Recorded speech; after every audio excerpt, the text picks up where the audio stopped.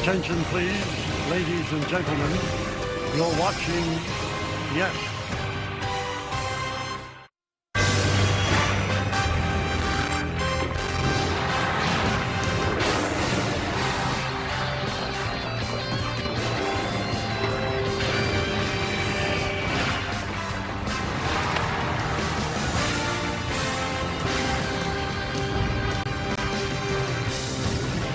It's another Chamber of Commerce day here in Toronto.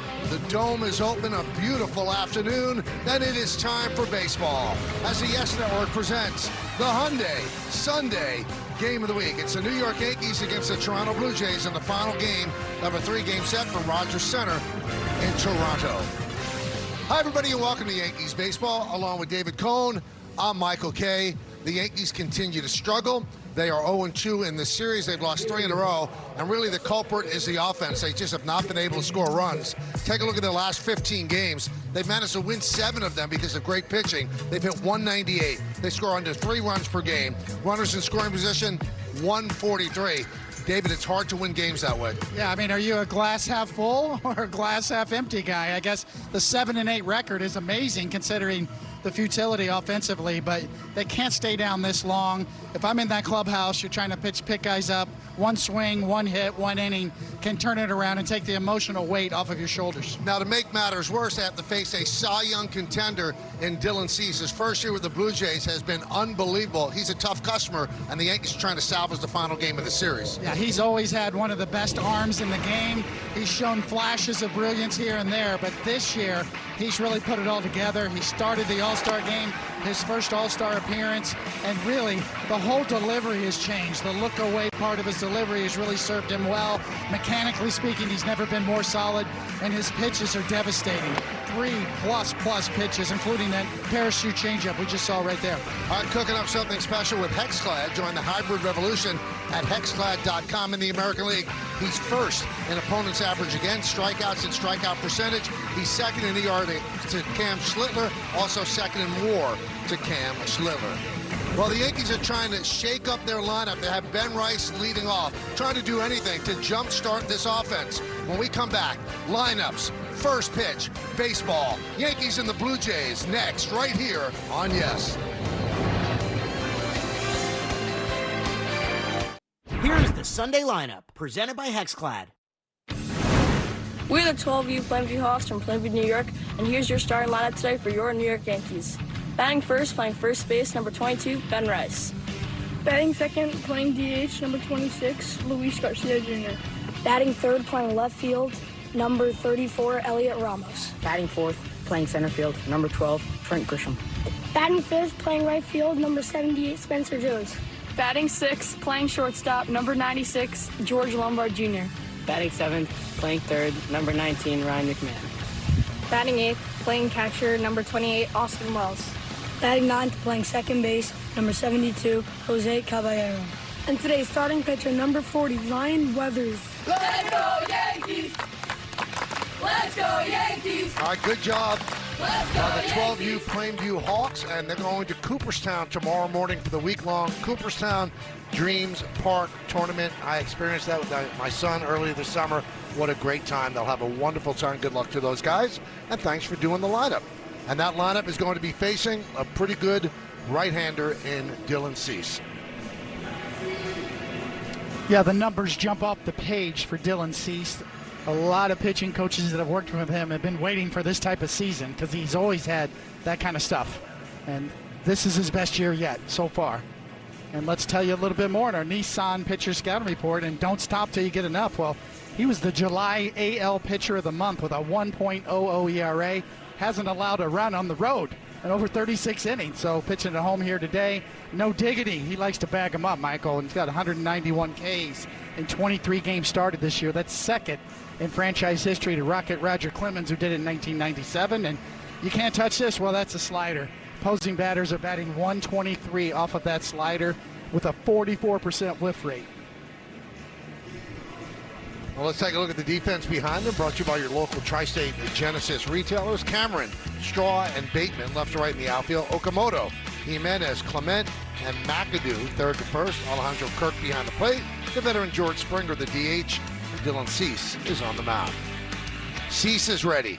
Rice leading off. He's ready. Let's do it in Toronto. And the pitch is low and inside, 1-0.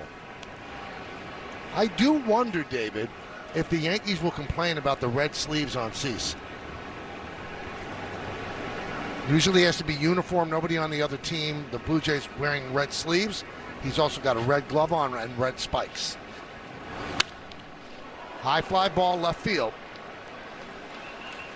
Daz Cameron is there. Put it away. But it's an interesting point, Michael. All it takes is a complaint from the opposition, and then it's in the umpire's call at that point. But I'm not sure. Boy, it's electric. That's for sure. So one down, that's going to bring up Luis Garcia Jr. We mentioned in the open, Aaron Boone trying to shake it up offensively with Rice leading off. And he moves Garcia up to the number 2 hole. Hunter Wendelstedt is the home plate umpire. Brock Ballou at first. Crew chief Vic Carapazza at second, and Nick Lentz is over at third. Garcia 1 for 8 so far in this series.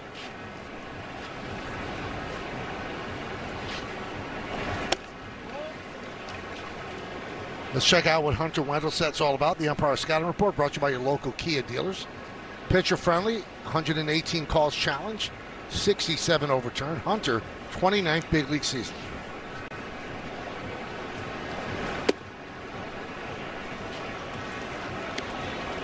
So Cease's 2.40 ERA is second to Schlittler's 2.19. And he has a 4.8 WAR to Schlittler's 5.0.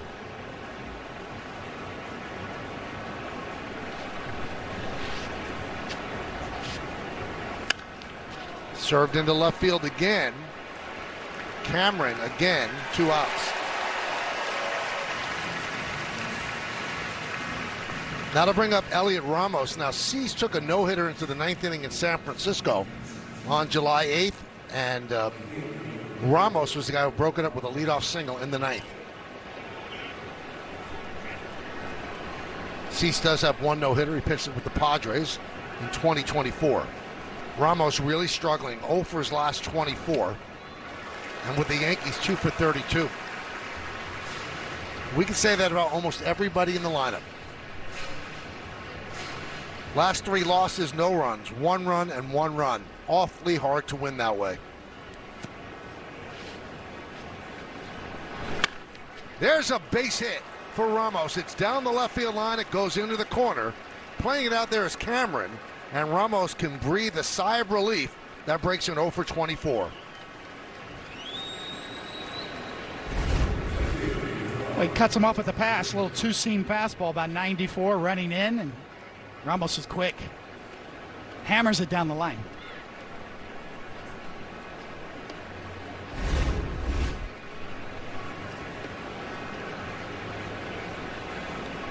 So here's Trent Grisham. He's batting cleanup today.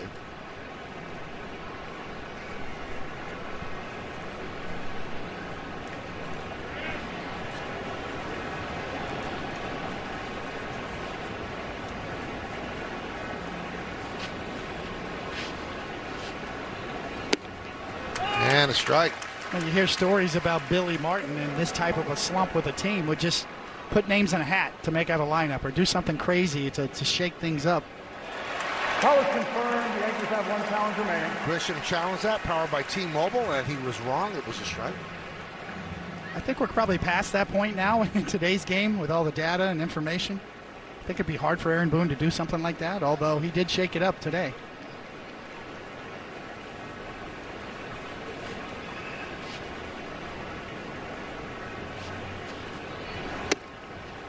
One.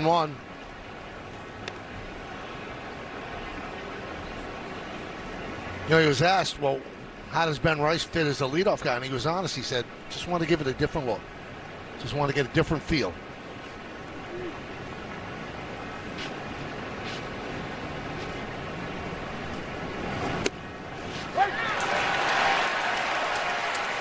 And you can see Grisham did not like that. Now, he looked like he punched out Grisham, but it's just 2 strikes. Oh, he did. Ball's high, and he forgot how many strikes there were. But other than that, hey, 29 years in the game. It happens to everybody.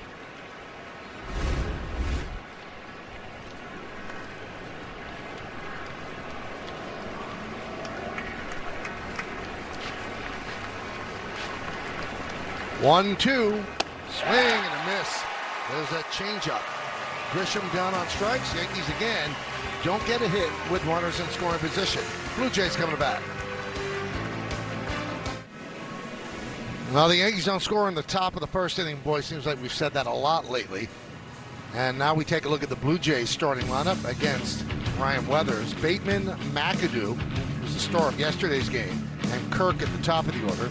Then it's Springer, Clement, and Okamoto in the middle. That's Cameron, his first start in the big leagues this year. Andres Jimenez and Miles Straw, the bottom third. And Ryan Weathers towing the slab here at the Rogers Center. Pretty solid year overall. Been much better as of late as well, and those home runs are going down.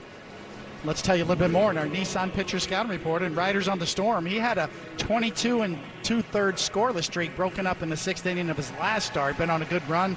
Here comes the rain again on the road. He's been a road dog this year in a good way. Last 4 games on the road, a 1.13 ERA, and rock you like a hurricane. He is just the 5th left-handed pitcher to record 136 Ks in his first 23 starts with the Yankees. And he deals to Bateman high. First on that list is the great Al Downing.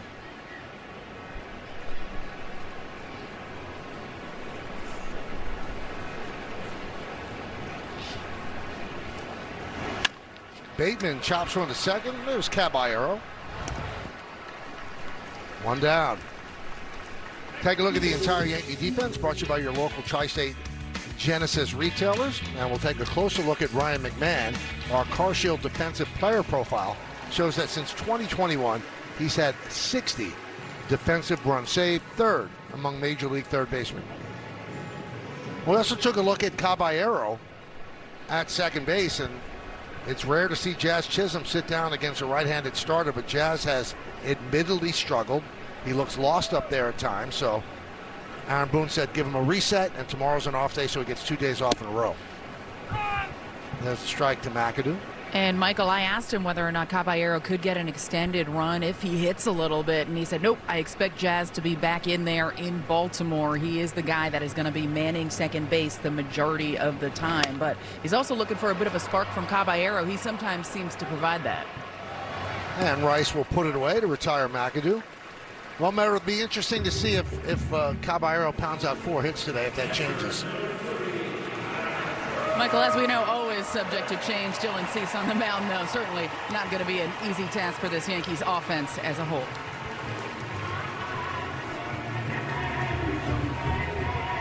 There's Alejandro Kirk.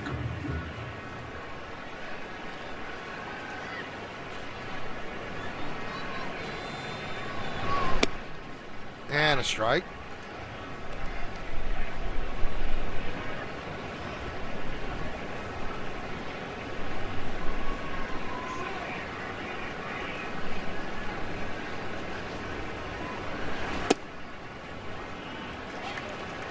One and one on Kirk, who's 3 for 6 in this series.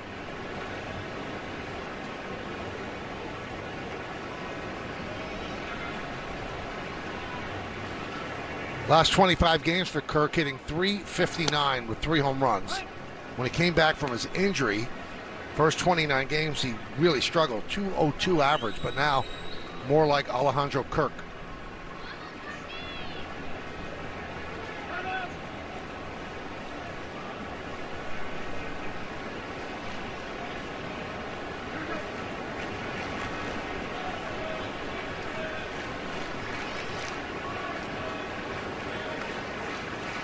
And the pitch. 2-2. Not saying that Weathers' season needed turning around, but since he has lessened his reliability on the four-seamer, he has really been very, very tough.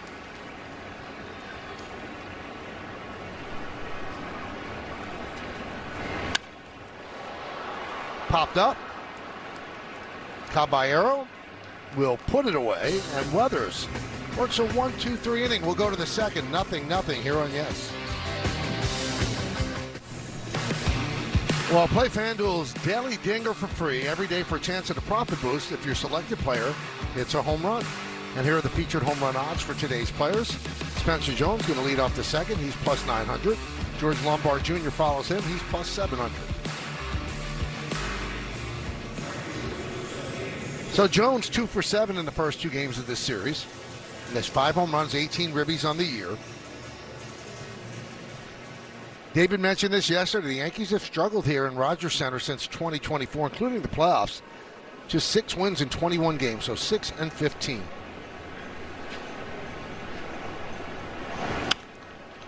And Jones swings at the first pitch, pops it up to shallow center. Straw comes on. 1 pitch, 1 out.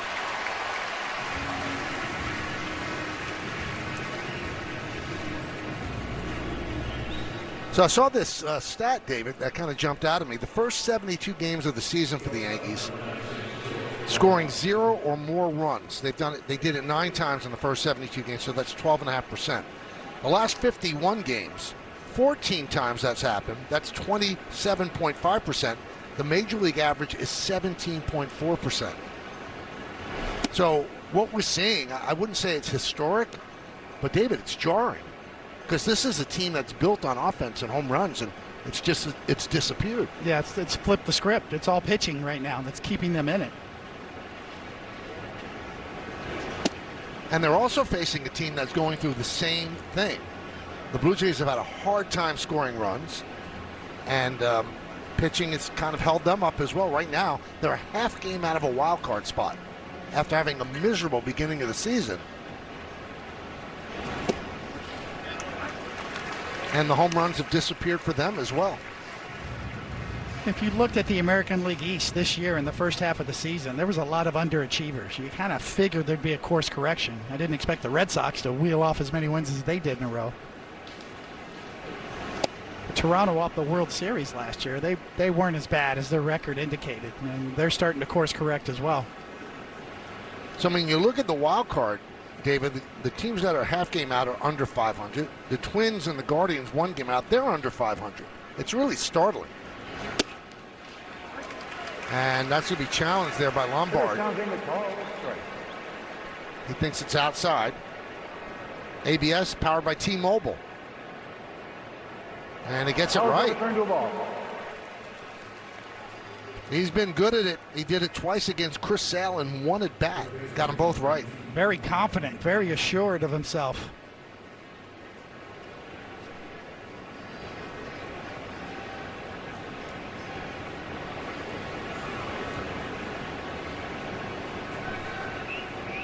There's Ryan McMahon. He actually has some success against Dylan Cease. 6 for 14 with 2 home runs. And the Yankees beat Dylan Cease on May 19th in the Bronx. And McMahon had a 3-run home run and Rice had a 2-run home run. Cease lasted just 5 innings in that game.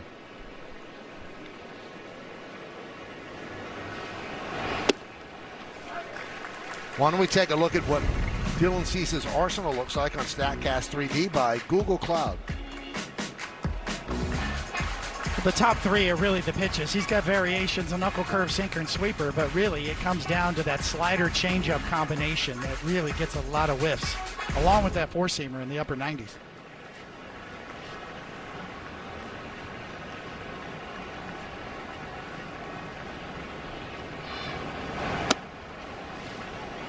Now, he's always been a good pitcher, but this is a different level. Has he done something different, David, to get to this level? Yeah, I really believe it's mechanical. Since he's come here to Toronto, he revamped his motion and looks away from the target, especially in the windup. But that helps him gather himself and get in sync with his lower half. Kind of see the look away in the middle of his delivery. He almost looks like he's looking at third base. That just helps everything in terms of his synchronicity. Usually you see a pitcher look at the target. Look at him look completely away from the target. That allows him to stay back over the rubber more and get his arm on top and get his stuff behind it. It has served him exceptionally well so far.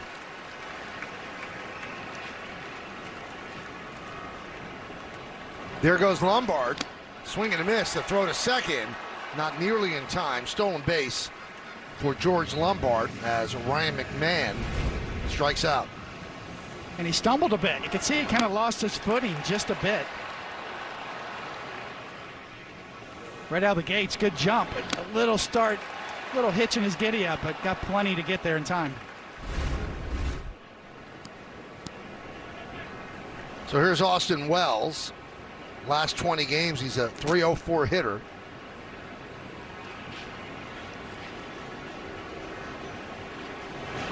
You know, your explanation about Cease fascinates me, David, because it runs counter to everything that you hear as a layman. Well, you've got to keep your eye on the target. Don't look away from the target. He's looking away. He is, and it's really a matter of preference. Pedro Martinez kept his eyes on the target consistently. Greg Maddux looked away, looked down in the middle of his delivery. Did you look at the target? I looked down. I looked away because when I looked at the target the whole time, it made me rush. It made me kind of jump towards that target instead of stay back. Get your weight behind your pitches. Now, you hear that term a lot, stay back. It just means keep your weight under you before your arm gets up into throwing position. The 0-1. 0-2. Well, the Blue Jays believed in Cease because in December they signed him to a big contract of 7 years, $210 million. Covers him through his age 36 season. Some deferred money, so it comes out to about $175 million. The 0-2. And the weird part about Cease, he's had up and down patterns over the last several seasons. But the Jays were betting on his stuff and his durability. He never misses a start, ever. The stuff has always been there.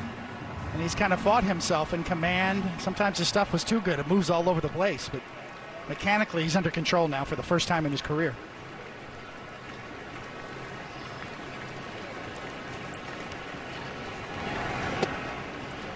Two and two on Wells.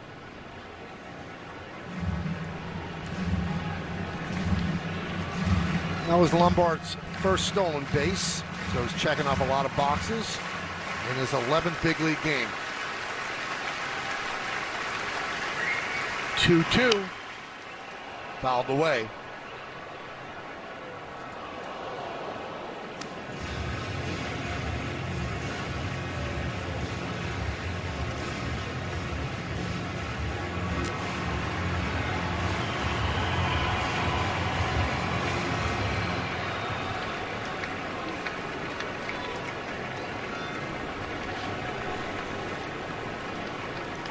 The 2-2. Swing and a miss. Wells down on strikes again. The Yankees leave a runner in scoring position.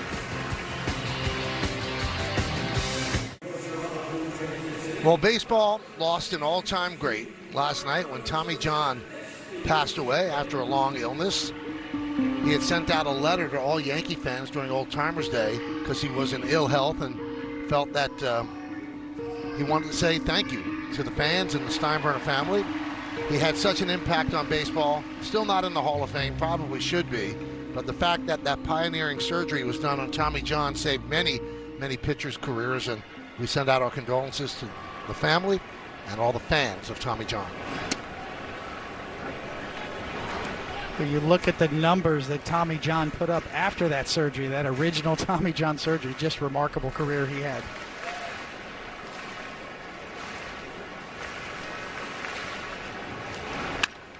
Ground ball, Lombard, and he retires Springer. Tommy John pitched for the Dodgers, then went from the Dodgers as a free agent to the Yankees, left-hander. He made the ball dance, knew how to pitch, smart, erudite, and then that surgery that kind of changed baseball and changed the lifespan, at least the career span of pitchers. And as David said, after the surgery, he had more wins after the surgery than before. The bionic arm. It's kind of puzzling that he's not in the Hall of Fame. Hopefully it happens. Is there a more famous name in baseball? He once joked that if he knew, it was going to be called the Tommy John surgery, he might have copyrighted, made a lot more money. Four-time All-Star, Cy Young runner-up twice. with the Yankees 91-60, 288 wins. Check swing, foul ball by Clement. And a 3.34 ERA in 760 games. Durable, pitched into his 40s.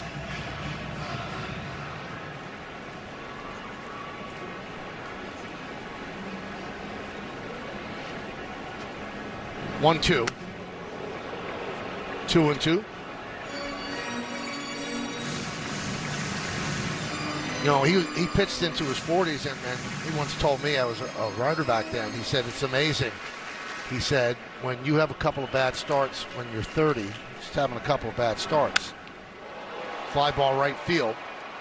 Jones is there for out number 2. He said, but you have a couple of bad starts when you're 43, then they think you're done. He said, so you got to pick when you're going to have bad starts. So true. The narrative around age. So rest in peace, Tommy John. Here's Kazuma Okamoto, 2 for 7 in this series so far. And a strike.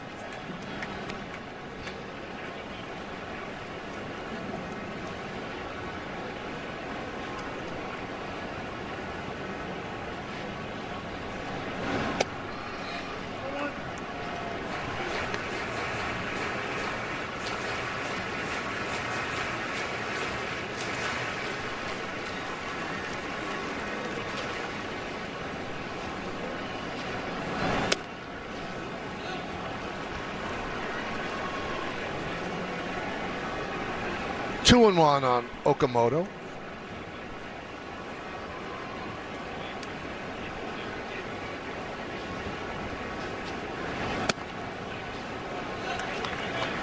You know, you wonder if this stretch of games where everything is a nail biter, there's so many zeros on the board, 1-run differential late in the game, if it's going to benefit the Yankees in the postseason, because that's essentially postseason games, David. It's a great point. I mean, they are used to grinding it right now. Every game, every inning, every at-bat is a grind for this team right now. It wears on you. High fly ball, right center field. Jones is there, and Jones puts it away as the Blue Jays go down in order against Weathers. We'll go to the third. Welcome back to the Rogers Center, where the Yankees and Jays are scoreless as we head to the top of the third. It's going to be Jose Caballero leading things off for the Yankees this inning, followed by Ben Rice. Now, Rice is one of the many Yankees that has been struggling to find any type of consistency lately. He was 0 for 4 last night with 2 strikeouts, just 4 for his last 45. When Aaron Boone was asked about that earlier today, he said some of his numbers might be a little bit deceiving, though he did acknowledge those struggles, saying he felt like he's been barreling up the ball a little bit better as of late. Now, when I spoke to Rice in the clubhouse last night, he said he felt similarly, saying he feels like the at-bats are getting increasingly better and better, but he is not getting the results. When asked if he needs to make any adjustments or what else he could do, guys, he said, you just have to keep going. You have to know it is a long baseball season. Things are going to turn. Well, the Yankees are waiting for it to turn. Here's Caballero, the number 9 batter, in there for Jazz Chisholm today.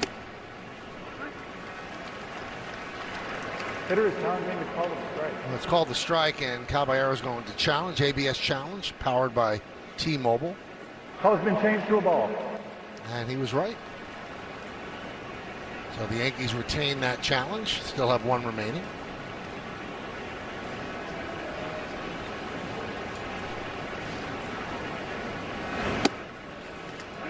And he's challenging again. Hitter is challenging that strike call as well. ABS challenged by T-Mobile. That is also changed to a ball.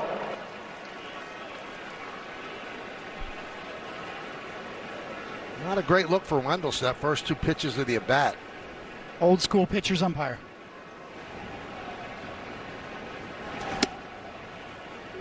Check the swing. He did not go, said Brock Ballou. That pitch off the plate that was overturned, that was part of the strike zone in 1992. Got that pitch all the time for the Blue Jays down the stretch run.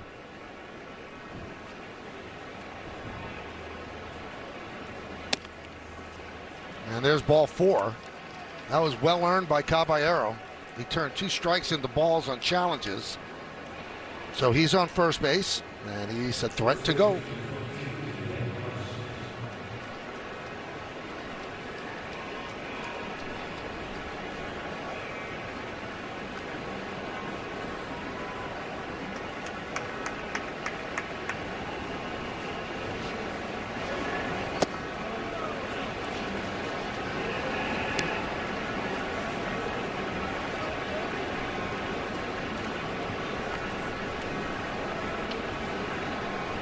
One 1-0 on Rice.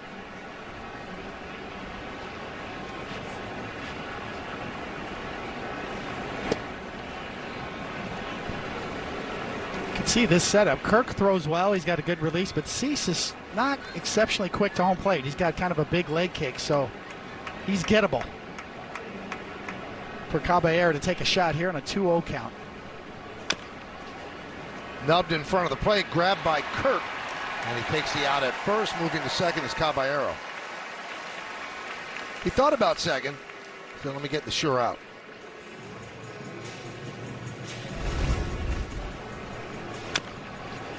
Good read by Caballero. He's gone. Good job by Kirk going and getting that ball, keeping it fair. Well, first 3 innings, Yankees have had a runner at second base. They have not been able to cash in. Here's Garcia. You know, when the Yankees didn't score in the first inning, it was the 16th straight game that they did not score in the first inning. And when you say, do they misjudge? Well, there's one of the ways you misjudge. He has 7 home runs in the first inning this year in limited time. And in his career, 92 first inning home runs. That helps pitching. It helps a team. It changes a mindset. Boom, you're on the board with a long home run right away. So losing him has really meant a great, great deal. And that's obviously from the theater of the obvious. How could you not miss him? And, you know, I asked Aaron Boone about that before the game. He said, well, of course you misjudge. He said, but you look at the people in the lineup. He said they still should be able to do more than they've done. He said, we've got the people that can do it. He said, so yeah, you misjudged, but I don't think that's the reason why this is happening.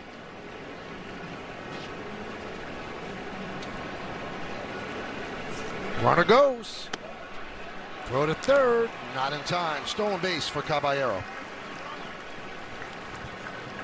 And Michael, speaking of Aaron Judge, he was actually seen at the stadium today playing catch again and doing some running, so he continues to progress with that rehab process. The entire organization and fan base waits anxiously. Infield is in with Garcia at the plate. 2-1 count. It's the combination of Judge and Bellinger. Because stylistically, Bellinger was the guy who put the ball in play. He was hard to strike out, had a 2-strike approach. Judge, obviously, with thunder, could change your game with one swing.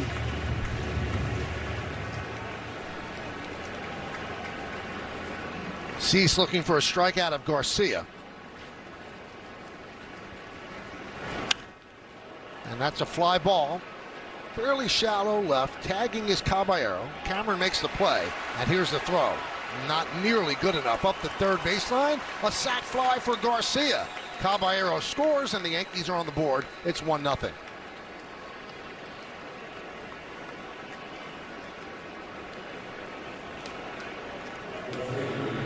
That was the plan when Aaron Boone wrote the lineup card today.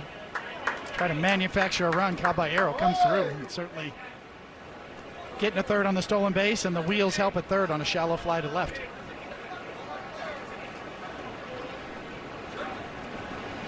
Here's Elliot Ramos had a double in the first inning to break an 0 for 24. Came into the game 2 for 32 in 10 games as a Yankee. Infield backs up with 2 outs.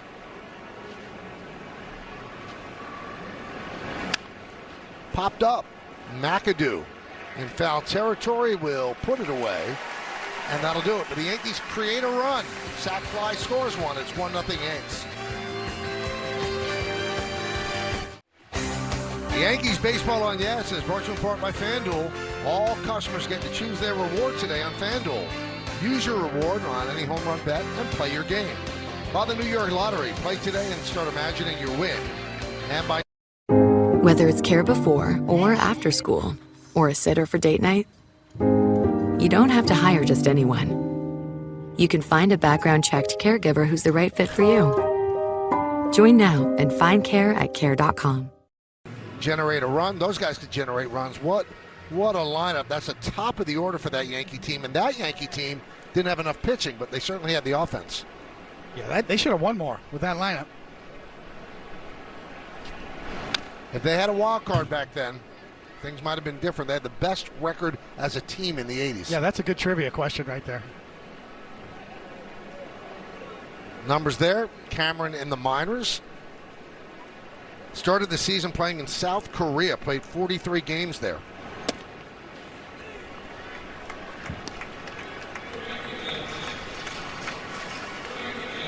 Bottom third of the order.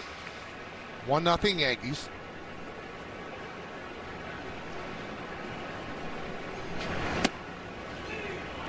Now, David, there's a chance that Carlos Rodon, could pitch in the big leagues on Tuesday in Baltimore. There's also a chance that he could get one more rehab start. His last rehab start, he looked great. So then it begs the question, who leaves the rotation? Is it going to be Weathers? Is it going to be Warren? Because somebody has to leave. I don't think they're going to go with a six-man rotation. And then you have to say, who translates better to the bullpen, Weathers or Warren? Those are decisions the Yankees have to make. Strike three. Cameron down looking. Speaking of injuries, today's injury report brought to you by Montefiore Einstein, the official hospital of the New York Yankees. Certainly a wide range of injuries. Bellinger is going to start his rehab assignment this week. Rodon, rehab or major league start on Tuesday. Giancarlo Stanton, no rehab assignment scheduled yet. Judge, we told you, ran and played catch today. And then Schmidt is inching closer, and he'll return to the mound in a rehab assignment this week. Weathers is always making it really tough. Okay, even if he translates well to the bullpen, who's going to pitch better than he has lately as a starter?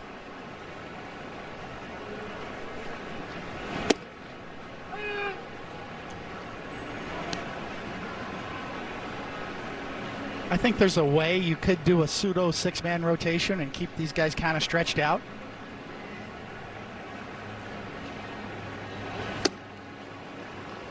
And the Yankees do have a doubleheader against the Red Sox at the end of the month, so I'm sure that that's been kept in mind as well.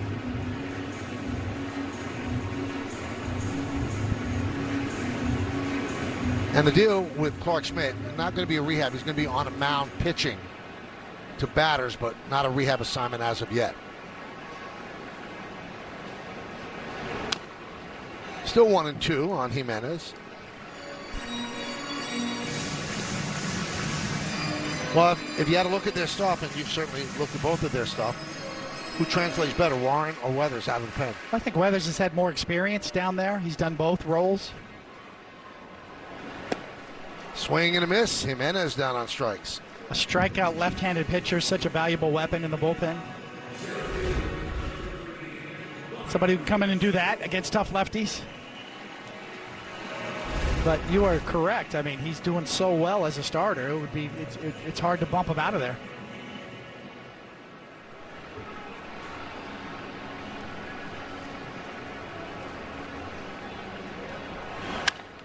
High fly ball off the bat of Straw. Toward the line is Spencer Jones, and he makes the play as he stops it from hitting the screen.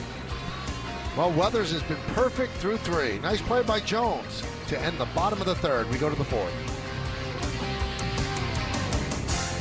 Time for a little segment we like to call How About That? This is on Dylan Cease. His grandmother, Betty Wright Cease, played professional baseball and softball during the 40s. He wears number 84 as a nod to yoga's 84 classical asanas, which are postures, and his dedication to the practice. He creates abstract expressionist paintings and gifted one to Blue Jays manager John Schneider, who hung it in his office. Now, there's a guy with depth. I mean, I can barely doodle. This guy's doing expressionist paintings. How about that? Yoga poses. Grisham takes a strike from Cease. Tri-State Cadillac scoreboard, 1-0 Yanks. as we start the fourth. How do you think George Steinbrenner would react to a starting pitcher in the 80s doing yoga poses in the outfield? It would be an interesting reaction. I think he'd be okay as long as he was good. That is absolutely the right thing to say. Over the years, George brought in experts from all areas, nutrition. He was on the cutting edge. He tried just about anybody to bring them in. Remember when he tried to hire knuckleball pitchers when the Yankees were going to face a knuckleballer?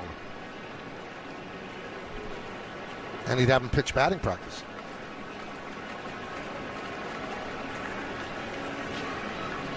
The 0-2 to Grisham. Grisham struck out in the first inning. You know who else was big on that? Tommy Lasorda. He had batting practice pitchers that actually physically looked like the opposing pitchers for the next week. He had a lefty that looked just like Sid Fernandez. He kind of threw like him, too. Yeah, that's the original trajectory machine. Tommy Lasorda had that down.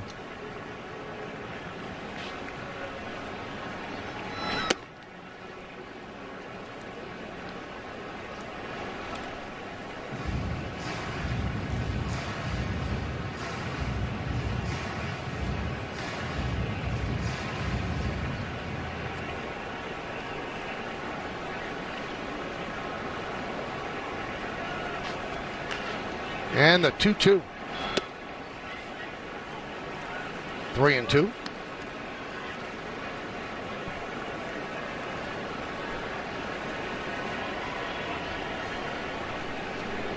Garrett Cole is always holding court, talking baseball. Pitchers, hitters, doesn't matter. Swing and a miss. Good slider. Grisham struck out twice this afternoon.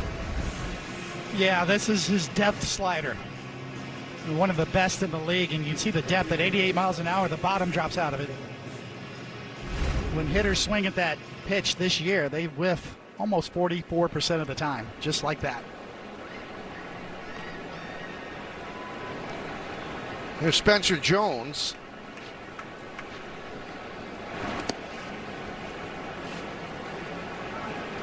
I'm just curious if you could find a guy who looks like Sid Fernandez and throws like him, why isn't he pitching in the big league? Well, he threw 82 instead of 92. Okay. But he looked like him, had a similar release point.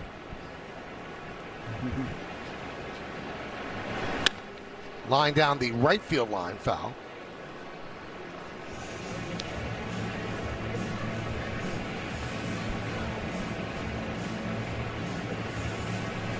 Another sellout crowd here at Rogers Center. Coming off that World Series where they went into extra innings in Game 7. A lot of excitement for the 2026 season. There's a strike. But obviously struggling up until this point. They've gotten hot of late. They're 12-5 in the last 17 games, and they've thrust themselves right into the wild card picture.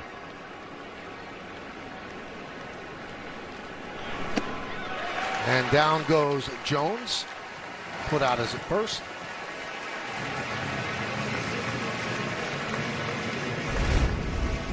Another Dylan C. slider. And once again, you know, you've heard me say this, Michael, it's really the location. It looks like it's right down the middle. It's over the heart of the plate and then ends up in the dirt. Here's George Lombard Jr. walked and picked up his first big league stolen base in the second inning. And a strike.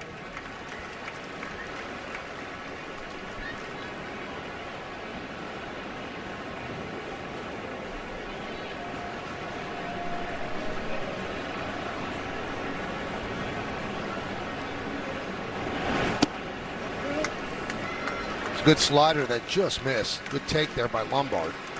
But they called on the scoreboard. It says 0-2. I don't think, yeah. Wendelstedt is now accentuating that it's 0-2. So it's a really good slide. It actually was a strike.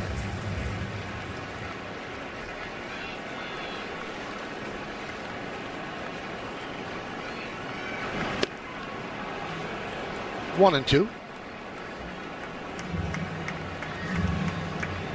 Lombard 9 hits in 34 at-bats since being called up to the big leagues. He's 1 for 5 in this series. We mentioned he walked in the second.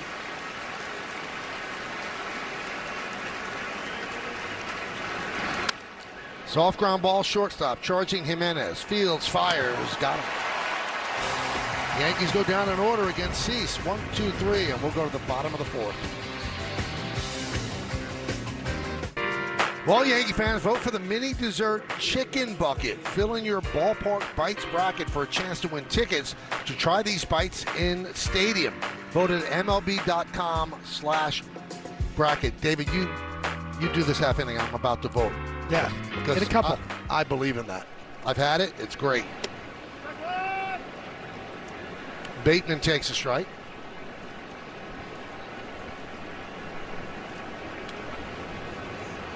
Bateman 4 for 9 in this series. Has a 6-game hitting streak.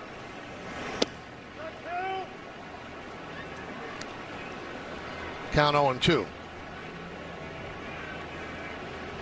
He's hit in 7 of 8 games since being called up.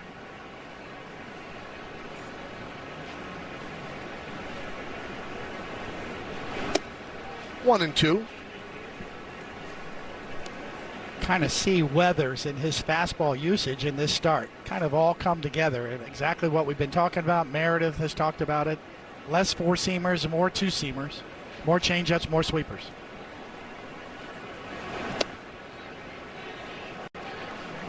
Kind of seeing the evolution of a pitcher. He's becoming a pitcher before our eyes as opposed to just kind of a kid with a good arm that was a thrower before. He's really developing.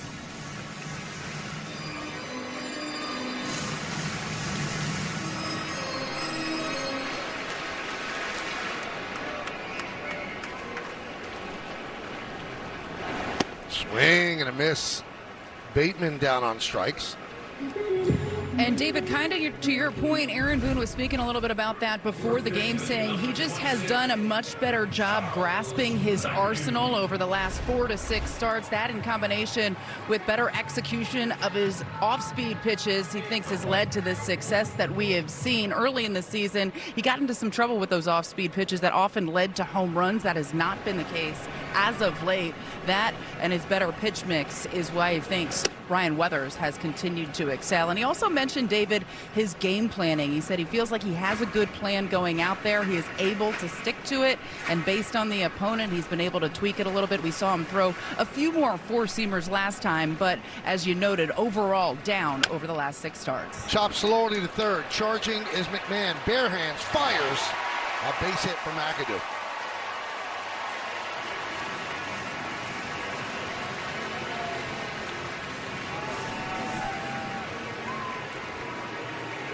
Why don't we take a look at Weathers' arsenal on StatCast 3D by Google Cloud. Well, the changeup usage is up, as you see on the right, in the last 4 starts. Sinker usage way up. 4-seam usage way down. That's serving him well, that particular mix.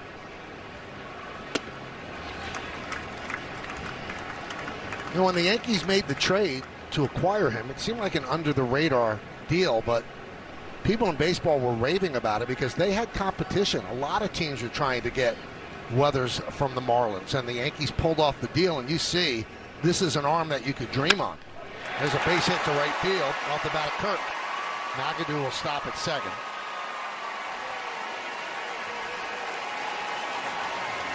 So the first 2 hits in the game, an infield single and then a single right.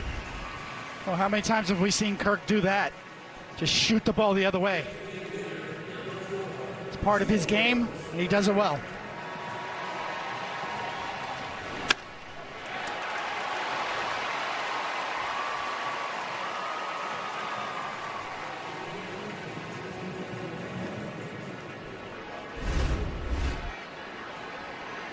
One of the most popular players in Toronto right now, Alejandro Kirk.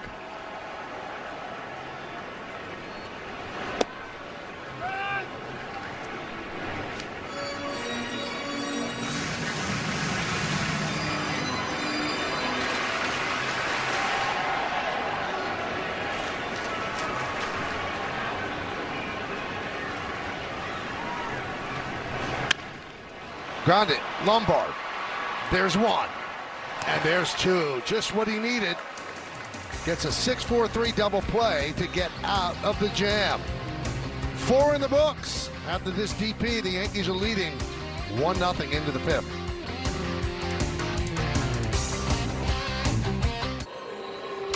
Well, let's check out one of today's player props brought to you by Bet365, where winning is everything.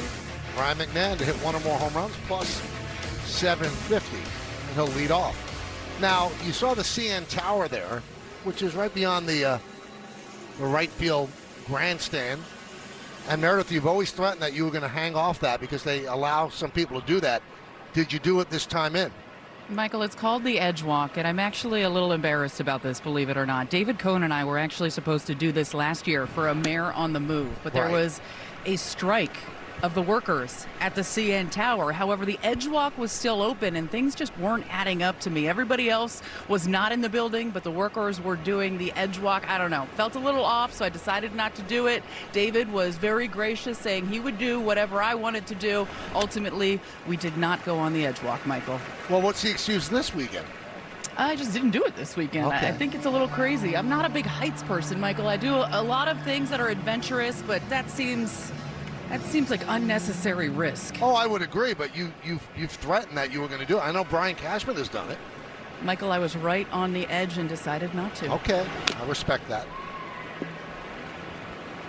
David, you live on the edge, so you would have done it, right? I went to Hemingway's instead. I got my thrill there.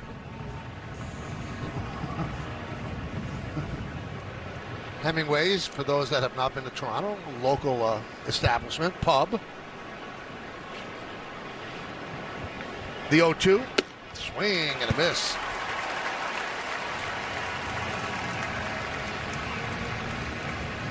Sixth strikeout there for Cease.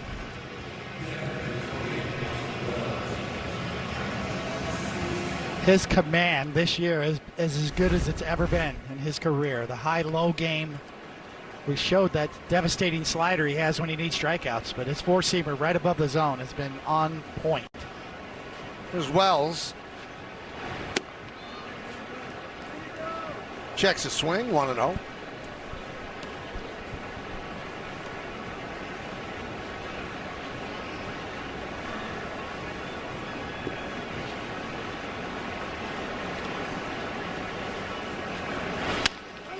Grounded, right side, Clement to McAdoo. Both teams will fly out of Toronto after the game. The Blue Jays have a 6-game road trip to Tampa Bay and the Bronx. And the Yankees have an off day tomorrow in Baltimore, and then they'll play Tuesday, Wednesday, and Thursday against the Orioles. Here's Jose Caballero. He created the Yankees' first run. Challenged 2 strike calls, got him overturned, then walked, moved to second on a chopper in front of the plate, stole third, and scored on a medium-range fly ball by Luis Garcia Jr. Take him any way you can get him. That's called creating a run.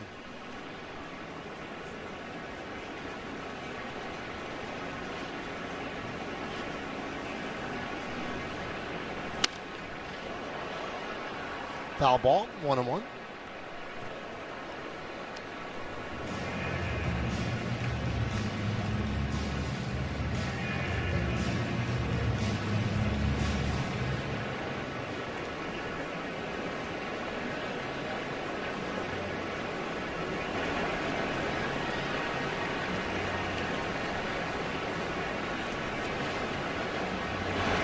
You know, the Blue Jays showed the urgency they felt in signing Cease because they signed him before the winter meetings. And that is unusual. They want to lock him up before anybody started bidding on him in the winter meetings, and he was cool with the contract they gave him. Why not? They knew that Gausman was entering the final year of his contract. He was a great signing for them 5 years ago. They ended up trading Gausman at the trade deadline, but they have Cease here for 6 more years.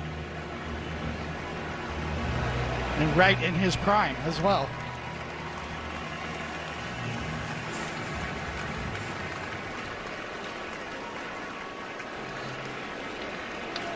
Two balls, 2 strikes, 2 outs here in the top of the 5th. 1-0 Yanks.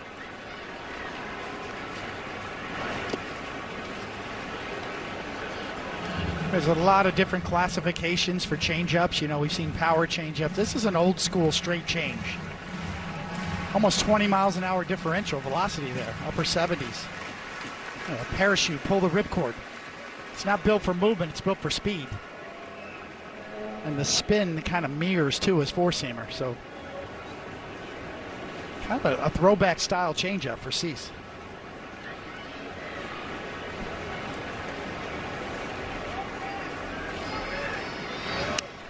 Foul back.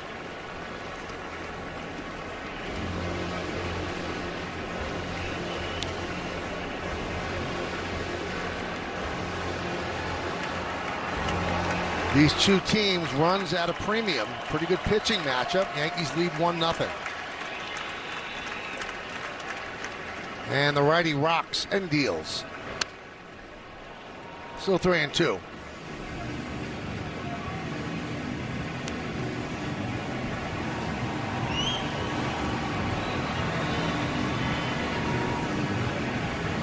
Pitch number 71 from Cease, about to be delivered here. 2 outs in the 5th.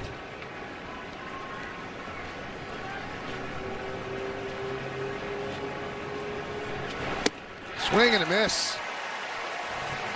That is the 8th strikeout. Check that, 7 strikeouts, so he's 2 away from 200. We're halfway through. Time for the Optimum Fiber, famously fast replay.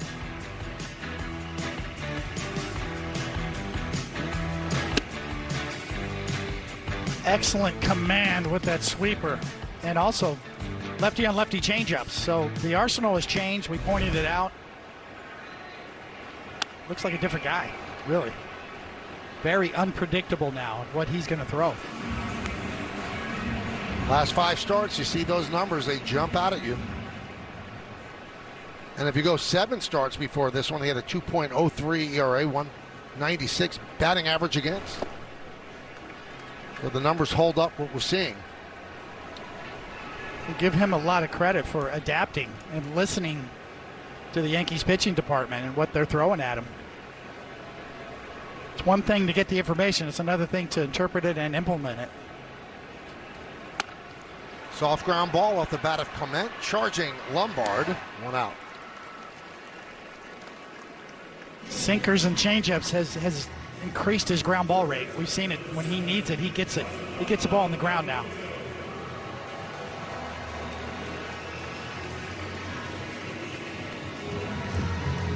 Here's Kazuma Okamoto. Fly ball to right in the 2nd. 24 home runs in his rookie big league season. And a strike.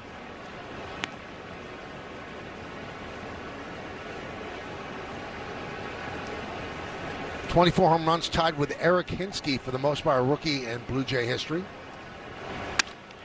That one's driven out to left center field and deep. That ball is off the base of the wall. Played out there by Grisham. Okamoto with a 1-out double.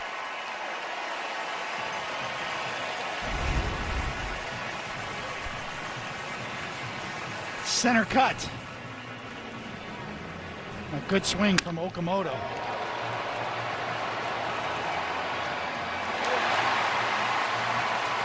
A little fortunate too, it stays in the ballpark.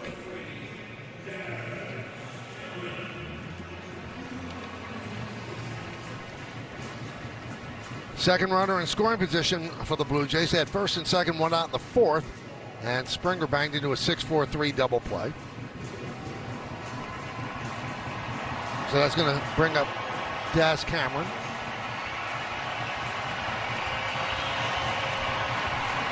Cameron was called up yesterday when Guerrero went on the 7-day IL. How about this, David? First time Guerrero has ever been on the IL in his career.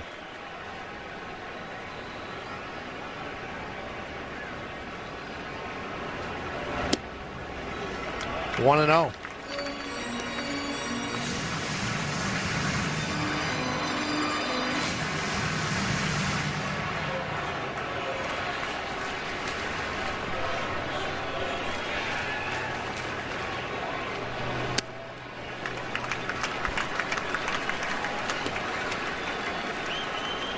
25 games in the minors for Cameron. Hit .368, so he got the promotion.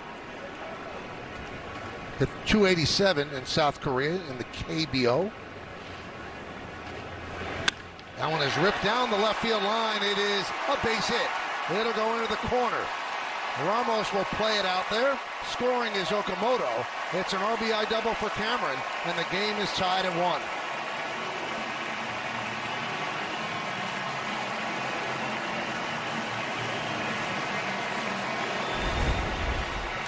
Well, another look. The sweeper spinning on the inner half of the plate. Cameron recognizes it, keeps it fair. We've got a tie game.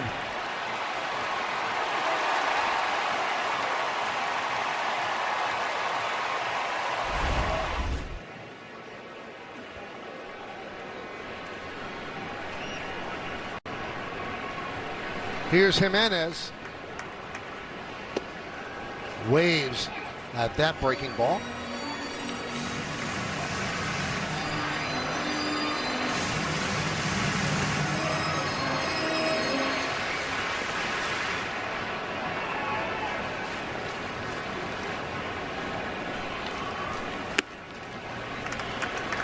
One and one. 4 hits for the Blue Jays. Yankees just 1.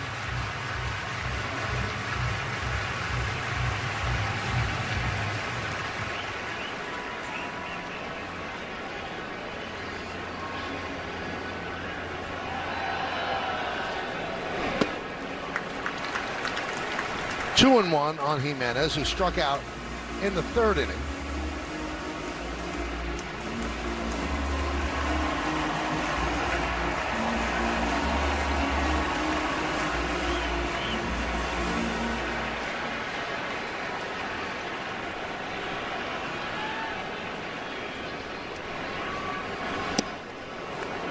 Two.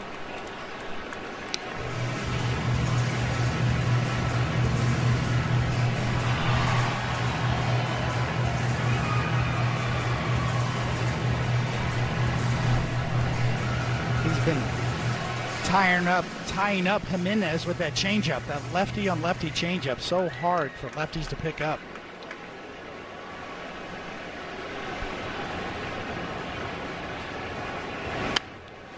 Spoiled that one.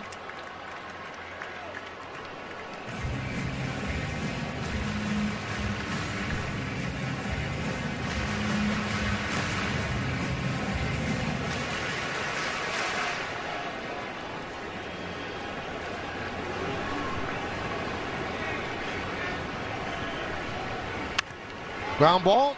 McMahon checks the runner back to second, fires to first, and Cameron going for third. And the throw is in time. Great tag by McMahon and a good throw by Rice. I'm sure that the Blue Jays are going to look at it. Nick Lentz made the call, the third base ump. Schneider waiting for his replay guy, and he said, no, we are not going to challenge it. So an unconventional double play for the Yankees. 5-3-5. And the tag got on the backside for the final out of the 5th. Game tied at 1. Bob Lorenz with your Audi update. Red Sox and Pirates today, bottom of the 3rd, already a 4-0 game, and Nick York back up the middle off Patrick Sandoval. 2 runs come in to score, part of a 5-run inning for the Pirates, who currently lead at 7-0, bottom of the 4th. If the Pirates hold on and win, Red Sox would lose their 3rd straight series. Michael? Well, thank you, Bob. Go around the majors. How about the debut for Joshua Baez? Has there ever been a better one? Paul Skeens, next start pushed to Wednesday. And Wilyer Abreu, 6 home runs in August, tied for the most in Major League Baseball. So Abreu playing well for the Red Sox. So the Yankees know that Red Sox score. They also know that Tampa Bay is losing to Baltimore. These are big games.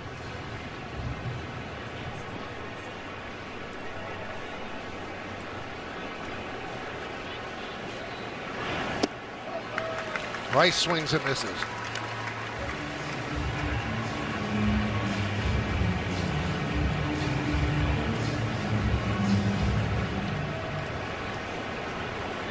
Rice 0 for 2 in the leadoff spot today as Aaron Boone trying to shake it up a bit.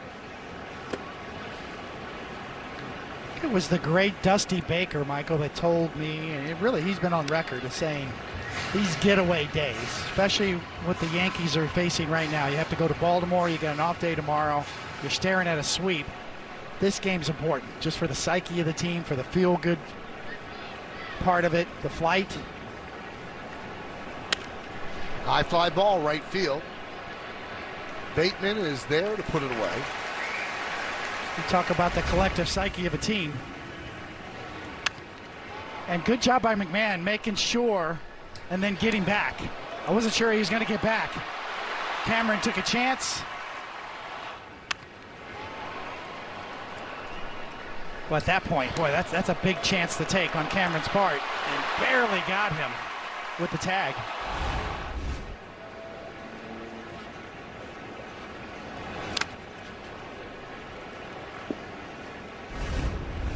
Let's see, did he get him on the backside or the leg?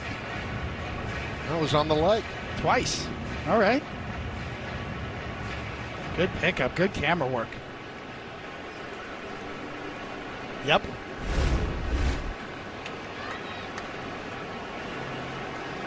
Garcia's driven in the Yankees' only run with a sac fly in the third. I know it sounds like a cliche, but you teach it in Little League. You don't make the first out or the final out of the inning at third. So if Cameron's going to go there, he has to know that he has to be able to make it because you're not gaining enough of an advantage to get there. Yeah, especially how protective he was to get back to the bag when McMahon looked him back. A nice throw by Rice, who hasn't played much first base of late.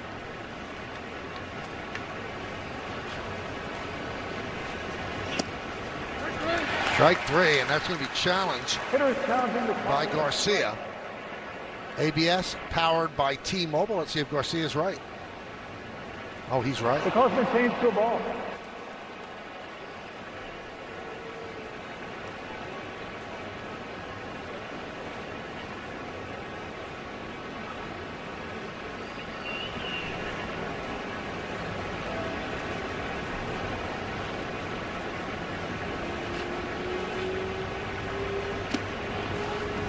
If you're an umpire behind the plate, you can still have a bad day. Because as Boone said the other day, there are certain times that you just don't challenge because it's not leverage enough to challenge. You don't want to risk it. But they still miss their calls.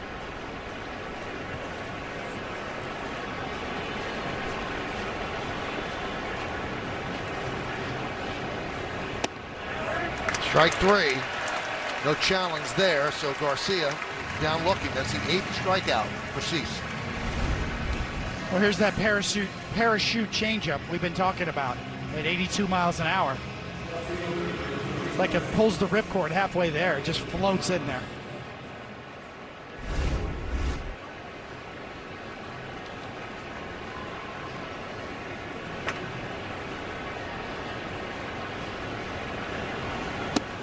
Ramos with a strike. Ramos has the Yankees' only hit. A 2-out double down the third base line into the left field corner in the first inning. That's the only hit. And they've walked a couple of times. We're in the 6th inning, and we talk about it, agonize over it if you're a fan, and if you're in that dugout, but the malaise offensively continues. Facing the top flight pitcher today. It's got to be particularly aggravating to have a bullpen game thrown at you yesterday and also be shut down by a bullpen game. Puts pressure on the starter. He's got to keep putting zeros up.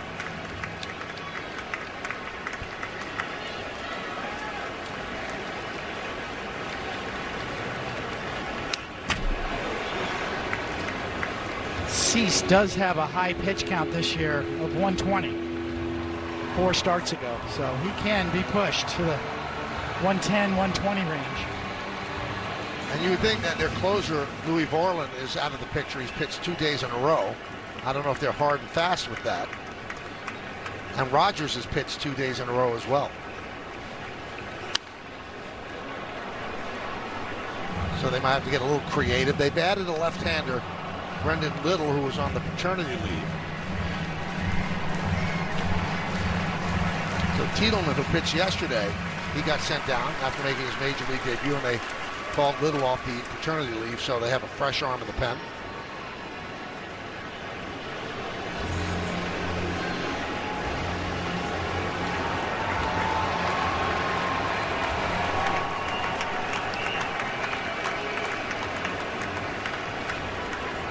And the pitch.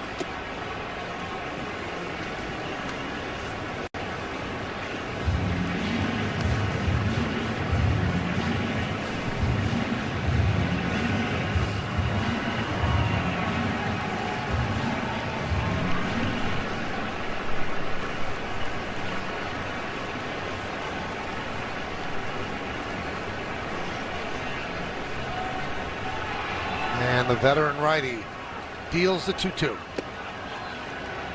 Count is full on Ramos.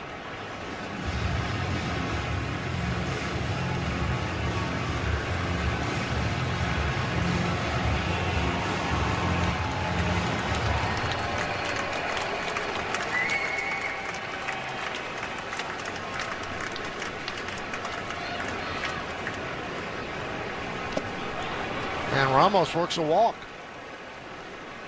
And a dramatic bat flip, working the walk.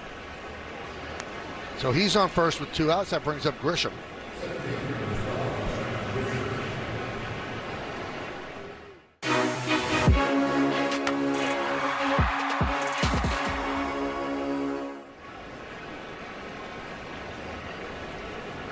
So here's Trent Grisham.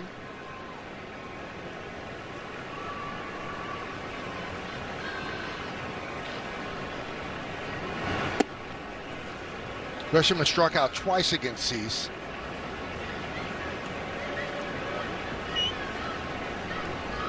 Three walks, 8 strikeouts for the Blue Jays right-hander.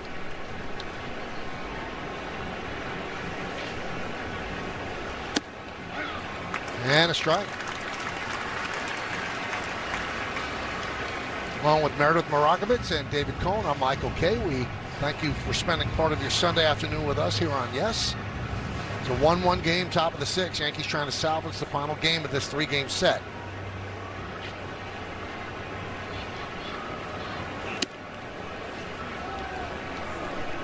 Two and one.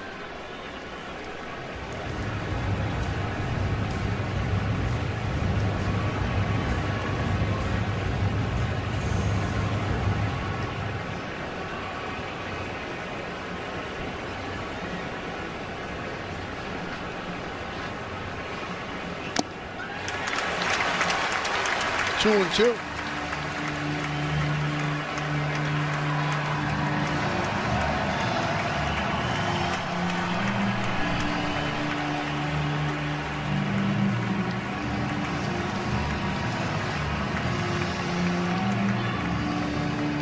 Of anything, that walk that Ramos drew puts more pitches on the ledger of Cease.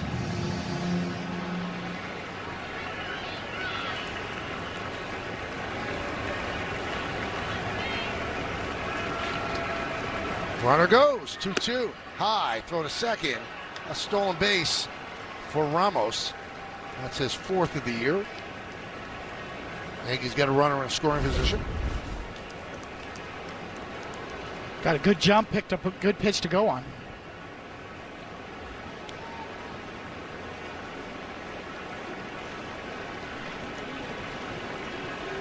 Very close to coming off the bag. We've seen that victimize the Yankees too many times of late.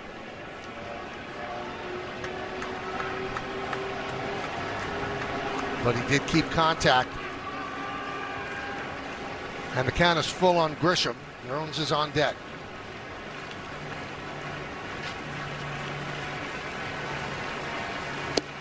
Strike 3. Grisham strikes out for the 3rd time. The 9th strikeout for Cease, the 200th strikeout of the season. It's time for Pinstripe Pride, brought to you by Toyota, the official hybrid vehicles of the Yankees. And here is Lauren and Toby at the stadium recently as they watched their Yankees take down the Mariners earlier in the week.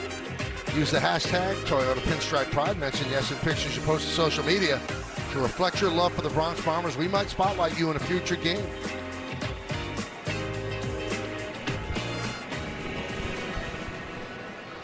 All right, we go to the bottom of the 6th inning of a 1-1 game. Miles Straw will lead off against Ryan Weathers. That strikeout that ended the top of the inning by Grisham was the 9th of the game for Ceason. As we mentioned, it was his 200th. It makes him the fastest to 200 strikeouts in Blue Jay history. He did it in 23 games. And he was aware of that milestone because he was asking for the baseball.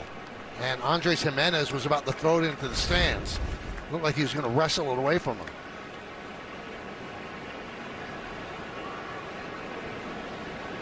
Maybe Jimenez was teasing him and then gave him the baseball.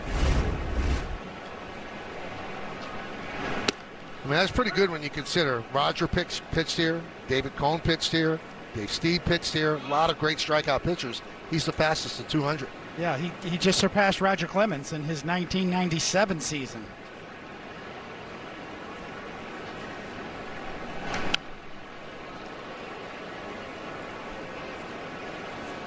Let's check out the league leaders, brought to you by your local Tri-State Buick dealers. 6th straight season with 200 or more strikeouts for Cease, and his 200 Ks, well, it leads the American League this year.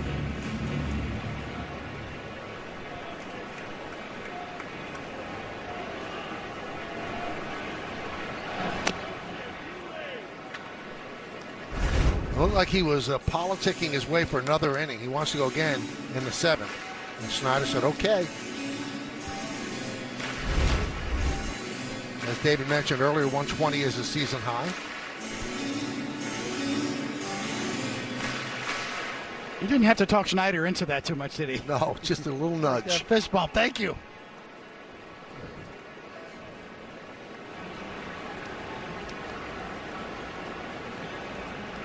Two, 3-2 on Straw. Crowd of 42,351. Another sellout here at Rogers Center. They've been great all year long here.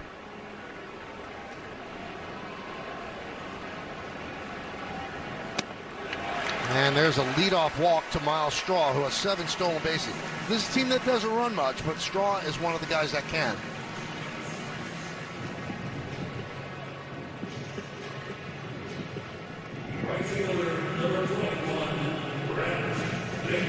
It was Bateman's bunt in yesterday's game that really caught the Yankees and Ryan McMahon off guard. You're going to play in here. You're not going to let that happen again.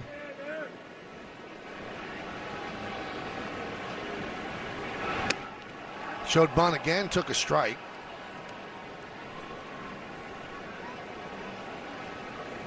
I really thought that was a mistake in yesterday's game not to be ready for Bateman, because he had shown bunt on the first pitch in yesterday's game, then got a bunt single. Clearly a threat right here.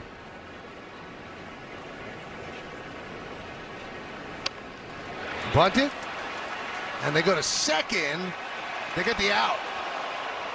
Boy, what a tremendous scoop there by Lombard to get the out at second. Now they're going to check the replay. Gutsy play. I mean, you have to be sure right here. No hesitation at all. What a pick from Lombard, too, on this end. Stay on the bag and pick it, and got him. Heck of a play by Lombard, saving his third baseman there.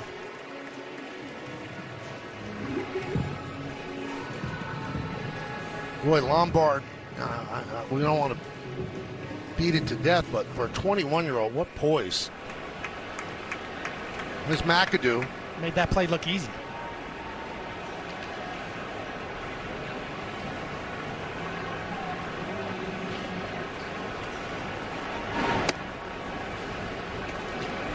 One and 0. We told you Little was just taking out the paternity leave, so he's up.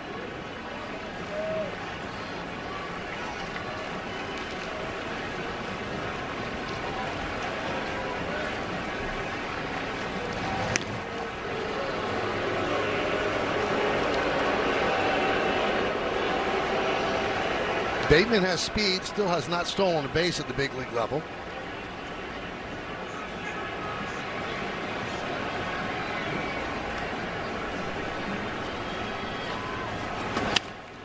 Fouled away.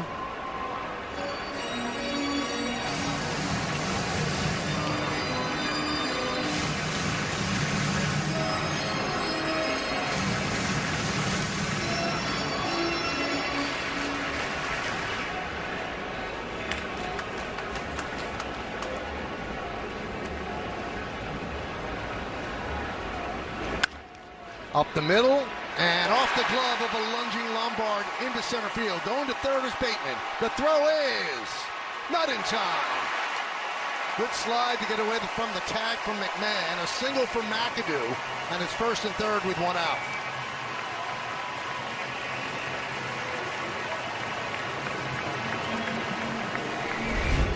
Well, McAdoo again coming through, and you can see that second hop really picked up steam and got by Lombard.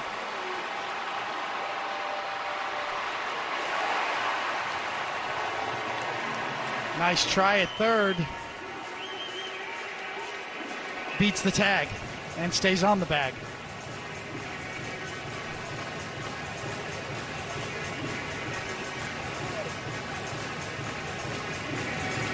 That left hand just stayed on. And the lunge there, as David said, that second hop picked up speed and got it past Lombard. Yeah, tremendous topspin off of the bat of McAdoo.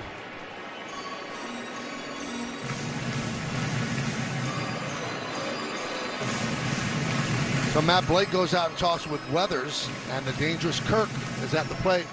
Of all the guys in this lineup, probably the guy you don't want to see in a big situation. They intentionally walked him twice yesterday. This time second base is open. They're not going to elect to do that. Springer is on deck.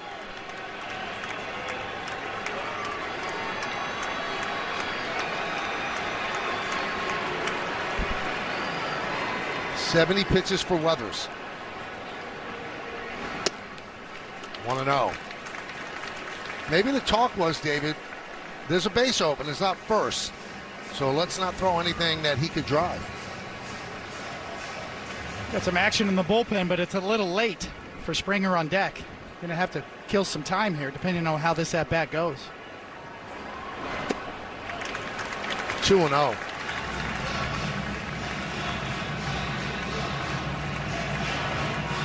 It's not just about the pitch count or Weathers and how he's throwing. It's about the state of the Yankees needing to win a game and their futility offensively that you got to have that guy ready to go for Springer.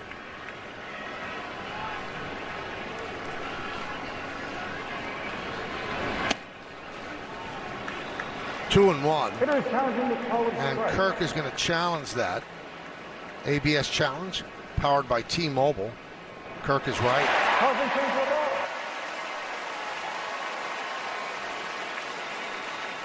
That was by 2.6 inches.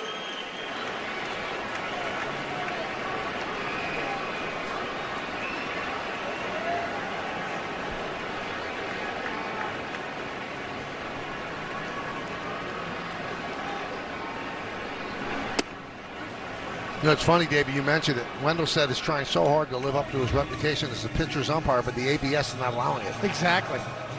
There's still a little gamesmanship, a calibration going on with some of these umpires early in the game. When they miss a few like we saw, kind of see that strike zone tighten up a bit. But you're right, he still wants to call strikes. 3-1. Did they turn two? There's one. On to first, it's a double play. Weathers pumps up and throws his left leg in the air because he loved the double play. Lombard to Caballero. Over to Rice. You think a pitcher's best friend is a double play? Oh, yeah, it is.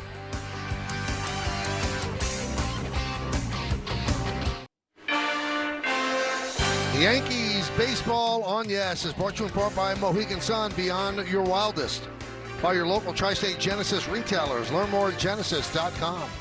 And by Sage, proud accounting software provider of the New York Yankees. Some players that played for both of these teams. And Winfield won his championship here. And then my partner in the booth, David Cohn. And you liked it here. I loved it here. It's a great place to play, great city. And in the early 90s, it was the place to be. Ford scoreboard 1-1, top of the seventh inning. Big double play for Ryan Weathers. And there's a strike to Spencer Jones.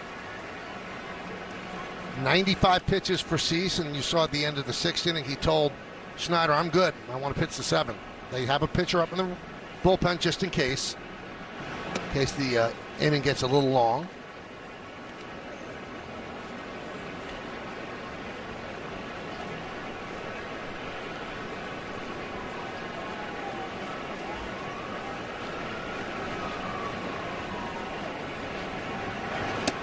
Big cut, trying to untie it, 1-2. Jones fly ball to center and a strikeout.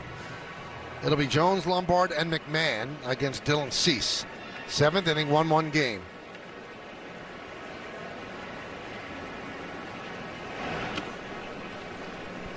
Have you noticed how good Lombard's feeds are on double plays? The underhand feed, perfect location, gets rid of it quick.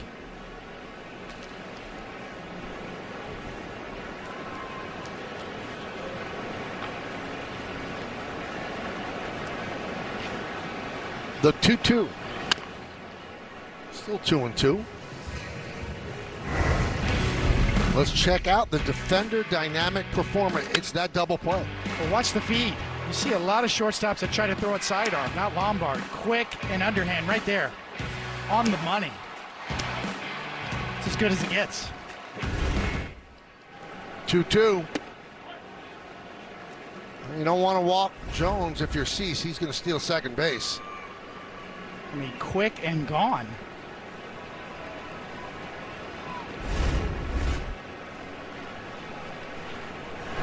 Swing and a miss. Strikeout number 10 for Cease.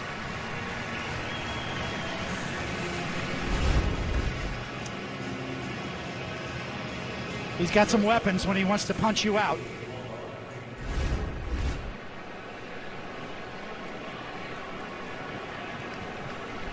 So here is the aforementioned Lombard.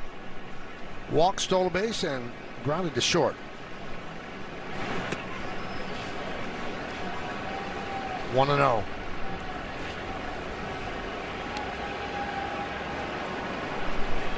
He's even got a red necklace, Michael. Very color coordinated today, as you pointed out early.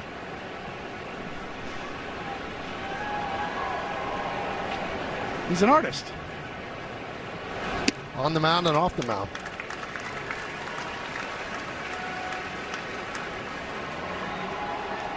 You know, David, he also meditates. He said, as a pitcher, I want to be confident and dominate. But in my life, I want to live a joyful, fulfilling life. Boy, he just described the two of us. That one is driven to left field. Going back is Cameron on the track, turning, and he's going to play it off the wall. Playing the carom out there is Straw, and Lombard picks up a double with one out.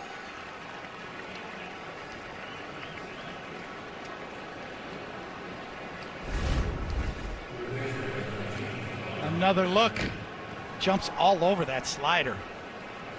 The only question is it going to get over the wall or not? That's a good swing. This is going to end Dylan Cease's day. But yes, that looks like a homer to me, but the high wall saves Cease.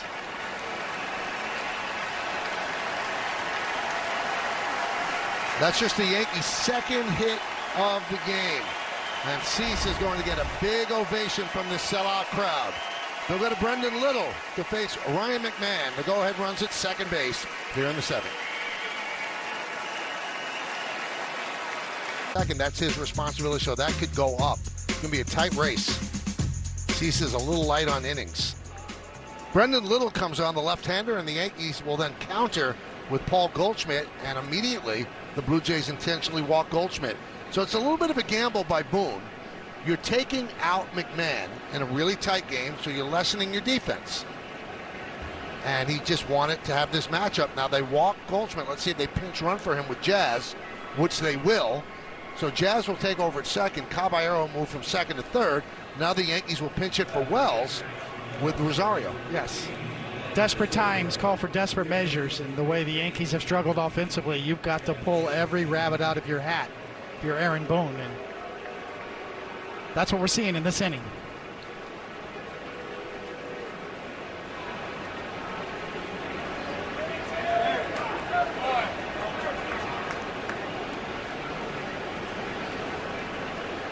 Good speed on the bases for the Yanks.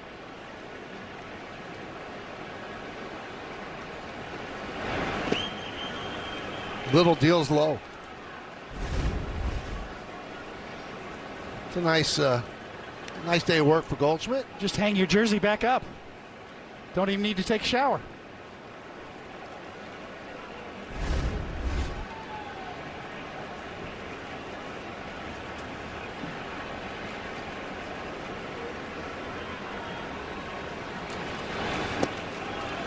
Check swing, did he go? No, he did not.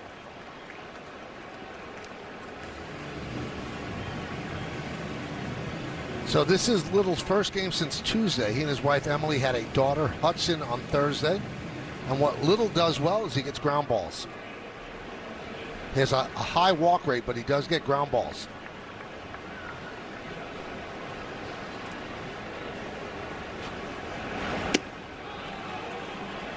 Three and 0.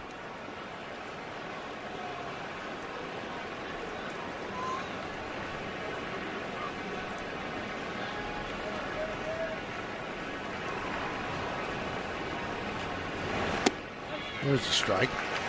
His last game of 2025 was somewhat disappointing. He gave up Freddie Freeman's walk-off home run in the 18th inning of Game 4 of the World Series. He had 79 appearances for the Blue Jays last year. So he's come back from 3-0 to work at full against the pinch hitter Rosario.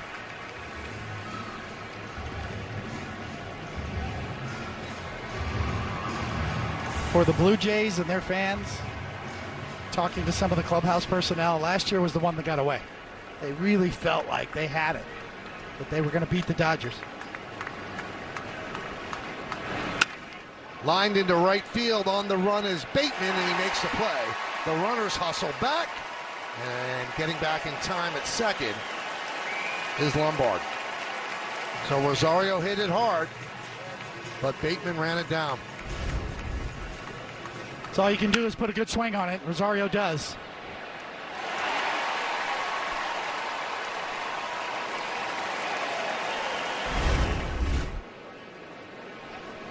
So here comes Pete Walker, the pitching coach, to go over with Little how they want to pitch to Caballero.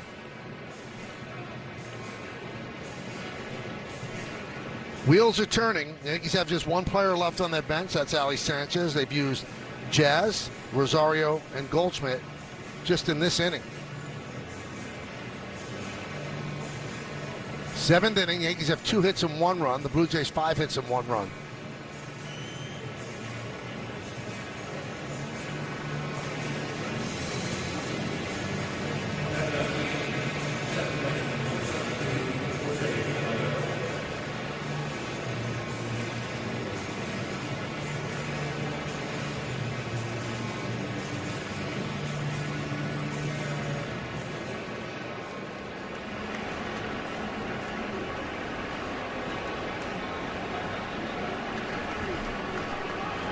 There's the bench we spoke of.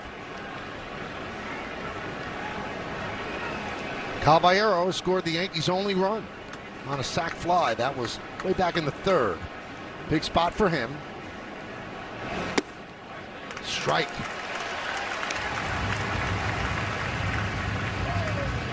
Little gets it up to 97 miles an hour.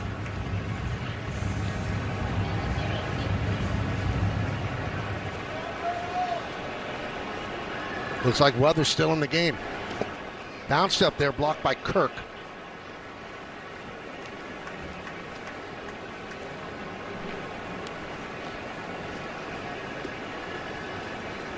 Cruz is ready.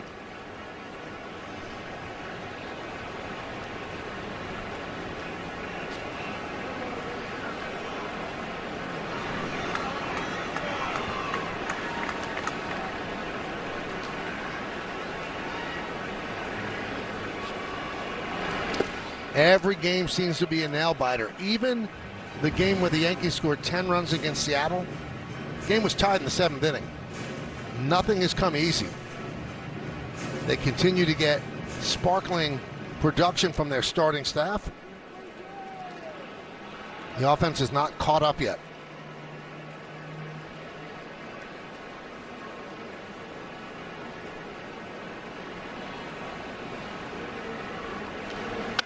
Line drive, it's a base hit to left field. Lombard rounds third, he's coming home. The throw from Cameron is not in time. Going to second is Caballero. He gets in a rundown. Now Jazz Chisholm's heading home. Cameron. No, they do not tag Caballero. The game is still alive. Scoring is Chisholm. And Caballero gets back to first. And the Yankees lead 3-1.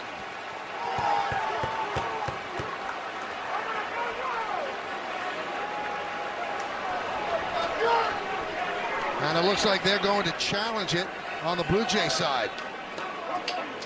Obviously challenging the play on the tag on Caballero.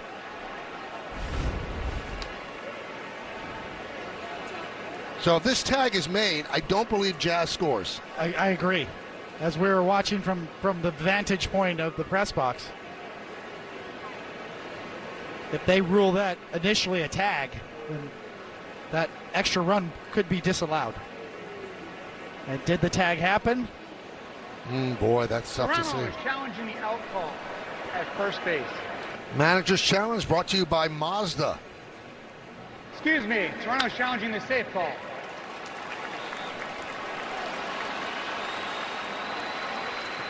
So there's a 1 run. Caballero realizes he's out at second, and he gets into a rundown. And that tag is made, then Jazz doesn't score. You can see clearly there. Every player is watching that on the big board right now, whether or not he got tagged. I don't know if there's enough. What do you think, David? I can't tell. It's so close.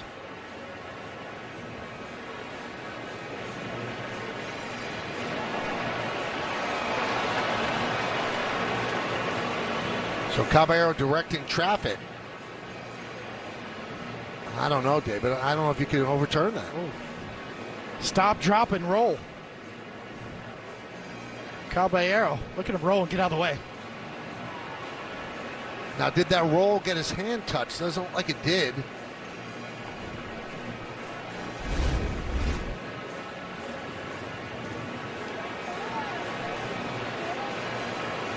This is a tough call back in New York, I'll tell you that. That's a big run. It's a big run, and it was well done all the way around. I love Caballero getting in a run down. Chaz Chisholm with the speed on the bases, trying to steal an extra run there. You're having trouble scoring runs. I love the aggressiveness on the base. Question is, did he tag him or not? Did the wristband move? That's the question. And it looks like it did move. That's unbelievable. The call is going to be overturned. The runner was tagged in the hand to be out. Only 1 run will score. The second run will not score. Wow. On a wristband. What a great camera work. Great camera work there to get that tag on the wristband. And yes, undoubtedly the tag happens there, and Jazz is nowhere near home plate. An amazing overturn by the width of a wristband. If he's not wearing the wristband, he's safe. Think about that. That's how tight it was. But the Yankees do take the lead. They are up 2-1. The third run doesn't count, but the second one does. Time for the stretch. It's time for your Ford Studio Update. Bob and Jack with you in that top of the 7th, just emblematic of the clawing and scratching and tumbling that the Yankees offense is doing to score runs. And it also signifies a position change and a lineup change, Bob. That word, Caballero drives in the go-ahead run. He scored the first run. Now the Yankees are hanging on for dear life. They're 48-7 this year. When they lead after 6, Bob, they desperately need win number 49. Let's see what happens from here. We'll see you on the postgame, guys. All right, 2-1, guys. George Springer leads off against Ryan Weathers. Let's check out today's Gusto game recap. 2-3-0 for the Yanks, 1-5-0 for the Blue Jays. Weathers been great. Dylan Cease was outstanding. Caballero, as Jack just mentioned, he's put into the lineup and he's done something. He got the RBI single to give them the lead. He actually scored the first run, so that was a move that has worked for Aaron Boone. Showing a lot of confidence in Weathers, too, with 3 righties due up this inning. Soft ground ball. Lombard will get Springer.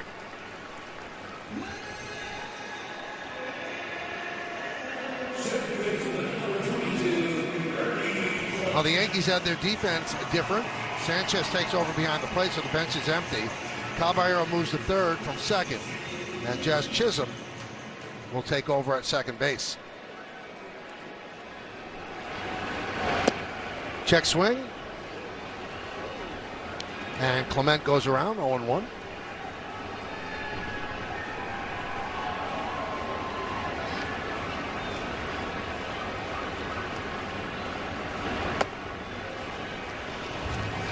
It's 1-1.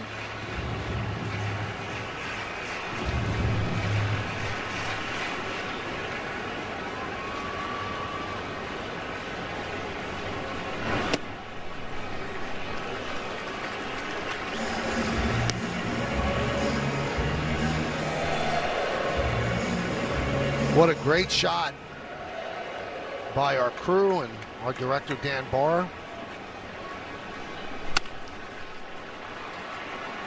Ground ball to third. Two away. Frank Madros, the technical director, blew up that shot to show you that it actually got a little piece of the wristband for the final out. Yeah, that was fantastic. Little movement on the wristband, that shot. For Ryan Weathers, his 9th ground ball out today. That changeup sinker has been nails for him. And a strike. Just 1 walk, 3 strikeouts, but a lot of ground balls, a lot of good changeups, a lot of good sinkers. Pitch count's in good shape that he could possibly pitch the 8th if he gets Okamoto here. 1-1. Okamoto had a double and scored the only run for the Blue Jays in the 5th inning. You know, I give Weathers a lot of credit. He's really embraced this new style, this new allotment of pitches.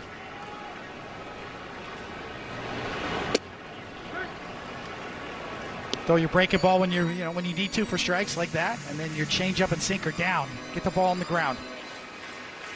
Big double plays today too.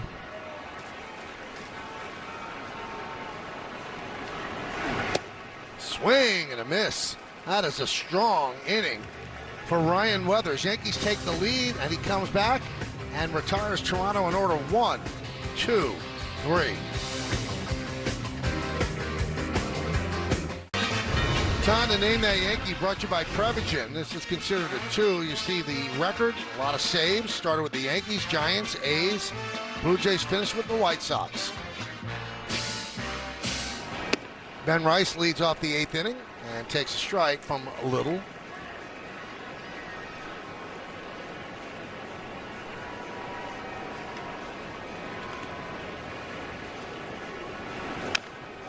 Dribbled slowly at the first base line, and it's a foul ball.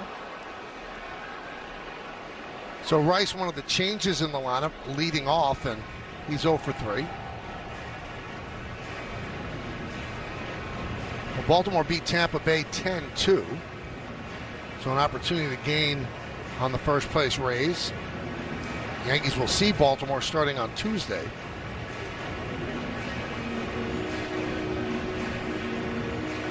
Rice taking his time to get back to the plate.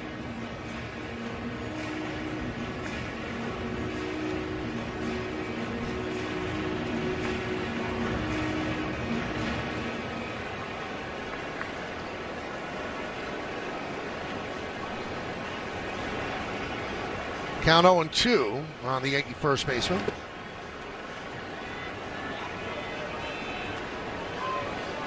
You know, one of the aspects for young players like Ben Rice is just to get used to the grueling schedule. Second year, really, full year, where he's playing every day. You're in the dog days right now, in August.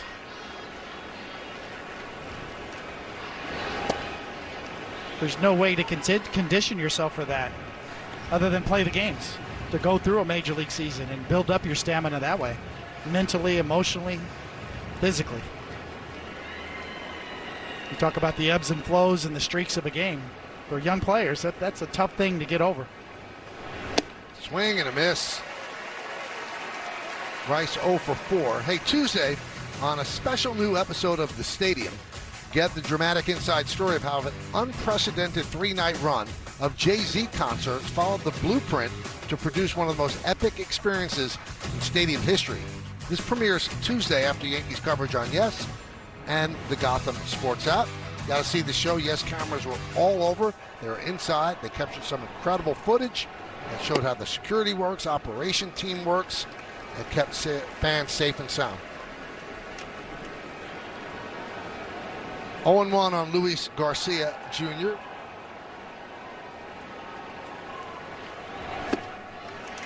Oh, 2.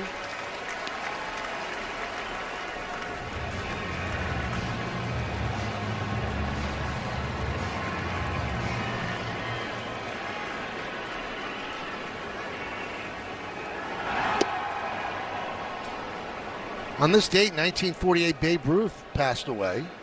Actually was lying in Yankee Stadium for 2 days. Endless stream of fans came by to pay their respects.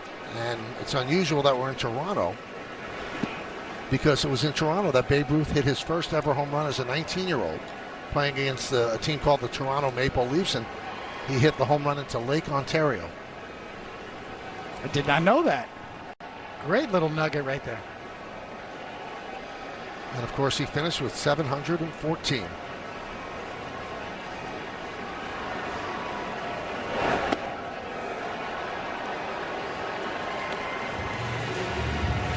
You see a lot of the old pictures of Babe Ruth, and you see him later in his career, and people think, oh, 20 hot dogs, he's overweight. Well, he was a stud when he was 19 years old through his early 20s. And Garcia works a walk against Little. And they'll bring in a right-hander to face Elliot Ramos. So John Schneider's trying to keep it right here at 2-1. We're in the 8th inning, runner on first, 1 man out.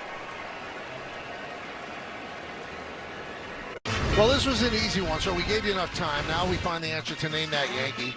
Very popular Yankee. Started his career with them.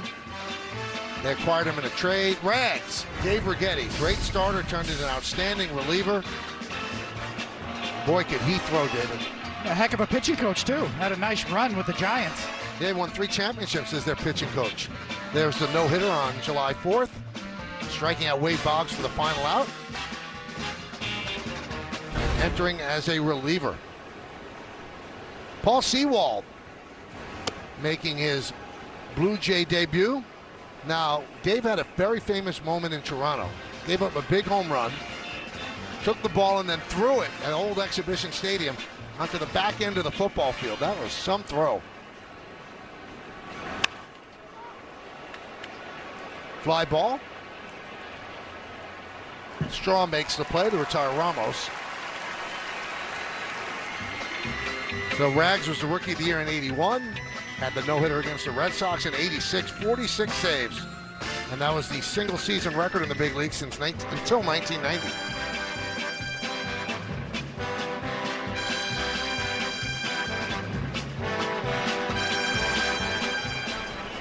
I can see it in my mind's eye right now, striking out Wade Boggs on the 4th of July for the final out.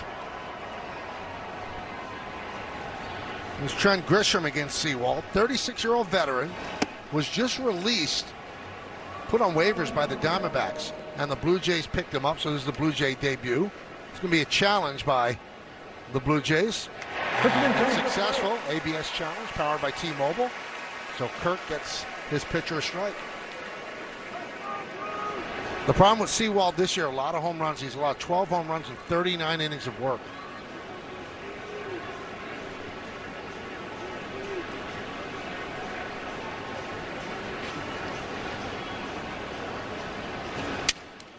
Broken bat, right to shortstop. Jimenez steps on the bag, and that'll do it. So Sewald works a clean 2 outs here in the 8th.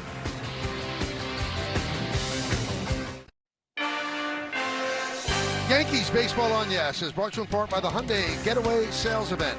Deals so right they almost feel wrong. Only at your local Hyundai dealer. And by Optimum Fiber, famously fast fiber internet. It's a big-time performance in that building by Ryan Weathers. Yankees need a win in the worst way to snap a 3-game losing streak where their offense has been shut down. They only have 2 runs and 3 hits today, but Weathers has made it hold up. Here's Daz Cameron as Weathers comes out to pitch the 8th. Cameron's driven in the only run for Toronto, the RBI double down the left field line. That was in the 5th inning. Daz is the son of veteran Mike Cameron. Yeah, I was just thinking the same thing. There's a big prospect coming up through, and he's been through the ringer and worked his way back.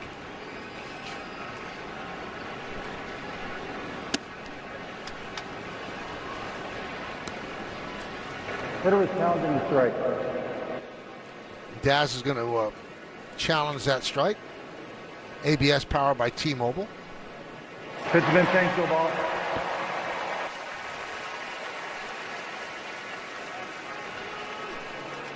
His dad, Mike, is a special assignment coach in the Seattle organization.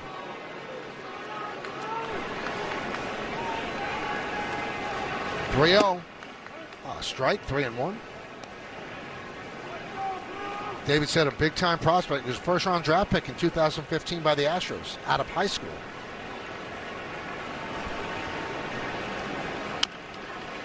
And the count goes full.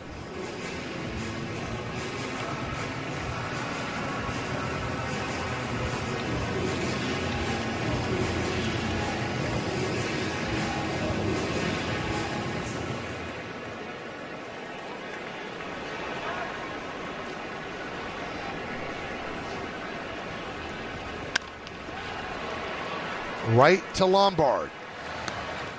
And the tag by Rice. One away. Hey, Tuesday on Yes, the Yankees road trip through the American League East continues as the Bombers head to Baltimore and kick off a 3-game set with the Orioles. Extended coverage starts at 4:30 on Yes and the Gotham Sports app.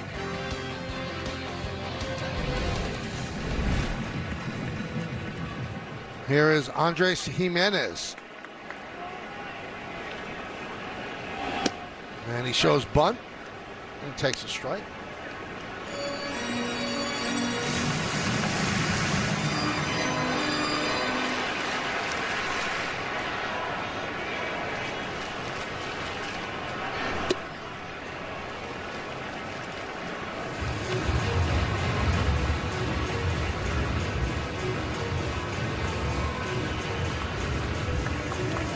Oh, 2 on Jimenez, who's 0 for 2. Hit into a double play and struck out. 2-1 Yankees, bottom of the 8th inning. Line drive, right field, Jones on the run. He's going to play it on a hop. So Jimenez with a 1-out single. And he's the guy who can steal a base. 16 stolen bases. Get another look.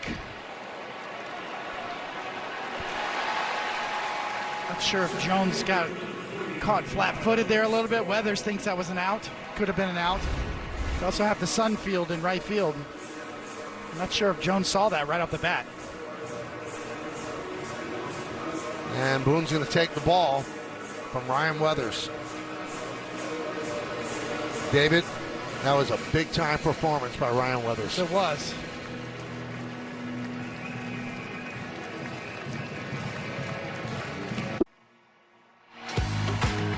Come out to Yankee Stadium on Saturday, August 22nd, when the Yankees take on the Blue Jays for Hello Kitty Day. First 18,000 guests in attendance receive a Hello Kitty bobblehead, courtesy of Toyota. Tickets are going fast, so get yours today at Yankees.com. Well, the Yankees are going to go to their closer to get a 5-out save. David Bednar, who's been rested, kind of reset, and they will ask him to get 5 outs. An off day tomorrow. You need this win. Bednar's been really good all season. That's a tough final batter for Weathers because for all intents and purposes, it looked like that ball could have been caught. Nathan Lucas is going to pinch hit for Miles Straw. Jimenez leads off first, held by Rice. 1-0.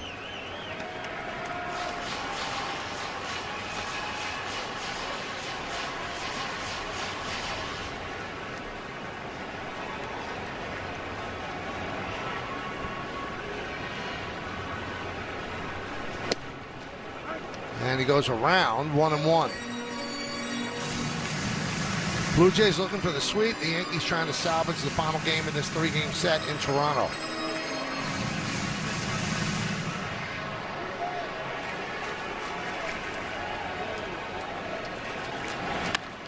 Line drive right field. Jones is there to make the play, and he'll fire to first as Jimenez hustles back.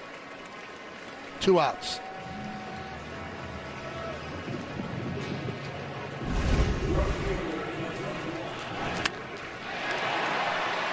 Jones picks this one up much better.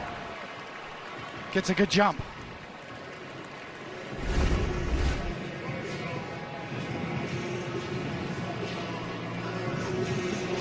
So here's the youngster Brett Bateman.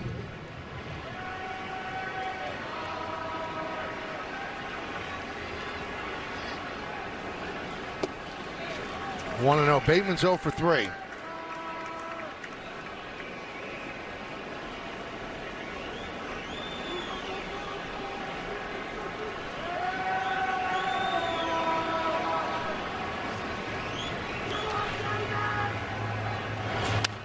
Foul back.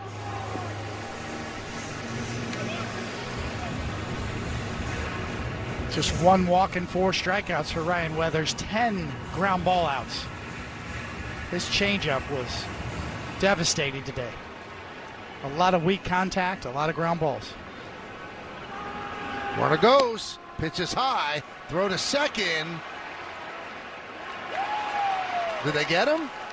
Yes, very tepid call there by Vic Carapazza. And let's see if the Blue Jays are going to challenge. He's safe. Was challenging the outcall at second base. Have you ever seen a less urgent call by an umpire? Pretty big play in the game. Looks like he got in ahead of the tag. Yeah, not good. Manager's challenge brought to you by Mazda. They see it on the board, that's why they're reacting right now.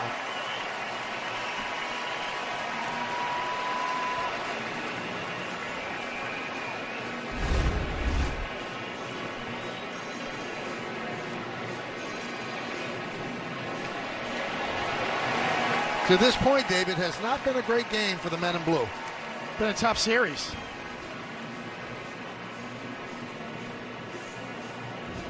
A lot of overturned calls at home plate on Wendelstedt. The play between first and second on Caballero was called incorrectly. This one looks like it's called incorrectly. We'll see if New York overturns it. If they do, it's the 17th stolen base for Jimenez.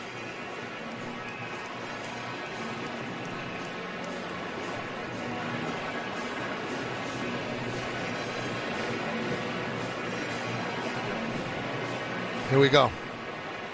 After review, the call on the field is overturned. The runner is safe. And Toronto retained their challenge.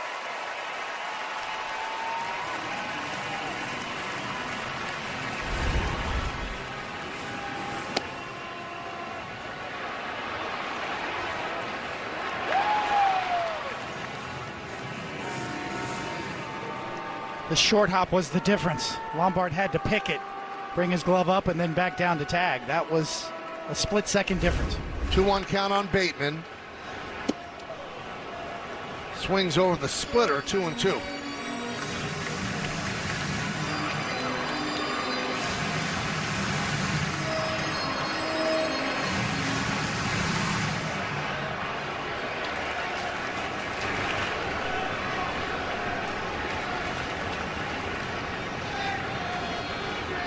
The 2-2. Still 2-2. Yankees lead 2-1. Runner at second base. 2 men out here in the bottom of the 8th inning. Bednar in to get a 5-out save as the starter Weathers handed it off to the closer.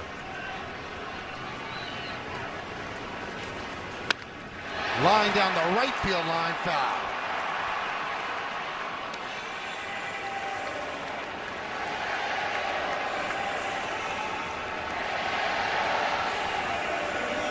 Bateman is 4 for 11 in this series against the Yanks. Has a 6-game hitting streak.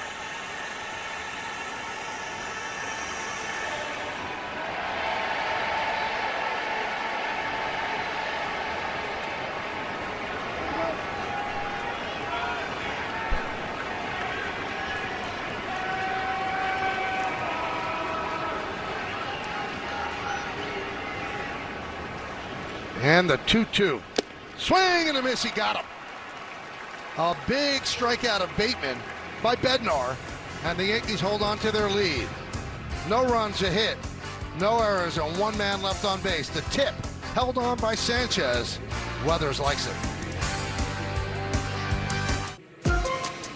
Well, the Mercedes-Benz road ahead has the Yankees heading to Baltimore after the game. Then they'll 3 games against the Orioles, Tuesday, Wednesday, and Thursday. Then they'll see the Blue Jays again back at the stadium. Monday, another off day. Then the Astros and the Red Sox in a 4-game set. Have a doubleheader on Saturday. Game 1 will be on Yes, Game 2 on Fox.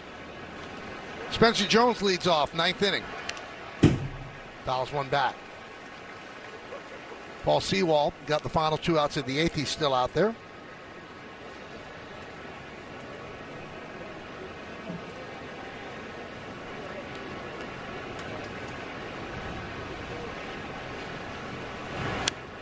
Bateman is in center field, moving from right, and Lucas takes over in right field.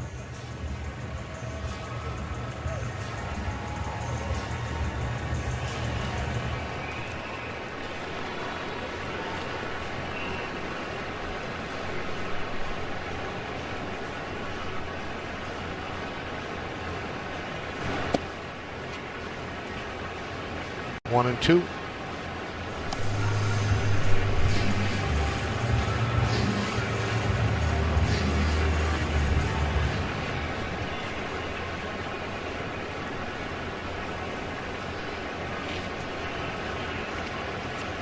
Swing and a miss. Jones strikes out for the 3rd time today. He's 0 for 4. Hey kids, check out a new season of Hexclad Presents Bronx Buds, featuring all new adventures around the city.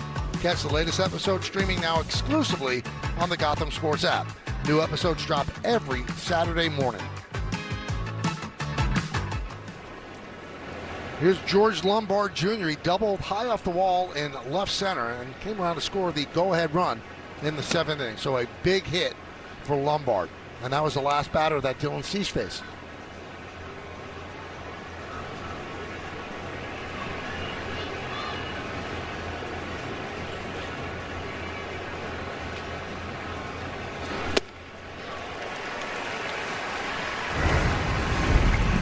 Those big base hits in that inning. We'll take a look at the exit velocities presented by Spectrum. So Lombard's is 101.2 and Caballero's single 99.7.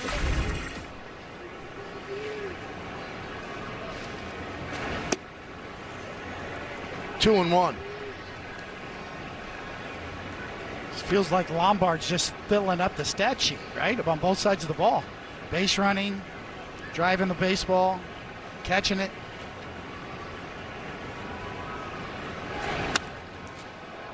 Left field, Cameron is there, and he puts it away. 2 outs. So 2 down here in the 9th inning. Hey fans, download the Gotham Sports app to get live games, highlights, features, podcasts, and much more. And if you get Yes on TV, then you get the Gotham Sports app for free. So download and sign in today. First at bat for Jazz Chisholm Jr. He did not make the starting lineup today. Caballero did. Came in as a pinch runner. Matt Waldron warming up.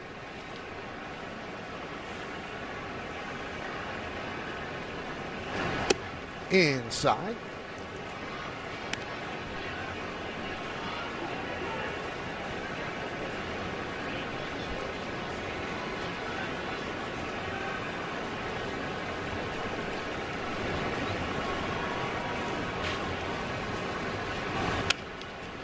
Up the middle and through for a base hit. So Chisholm gets himself a single with 2 outs, now a threat to go. Now Chisholm came in as a pinch runner, and he did not score after the call was overturned on Caballero.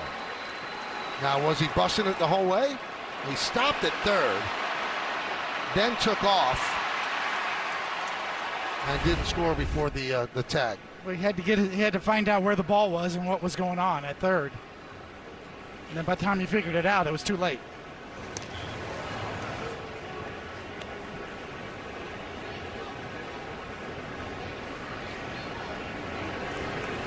So Meredith told us earlier that Aaron Boone said Jazz will be in the lineup again on Tuesday. And he just got a single right here, but Caballero had such an important day for the Yankees. Would that warrant giving him another start?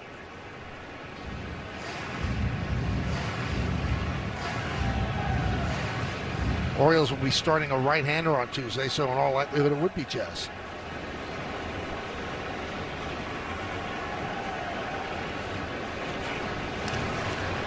You have two options with Caballero. He can play third, too, if you want to spell McMahon. Right. If there's a tough lefty. But facing righties, you got to give Jazz a chance to get going here down the stretch because he's that kind of player if he gets hot. Snap throw to first. McAdoo makes a nice play on the throw by Kirk. You want to look ahead to the bottom of the ninth inning. It's McAdoo, Kirk, and Springer. If anybody gets on, Ernie Clement.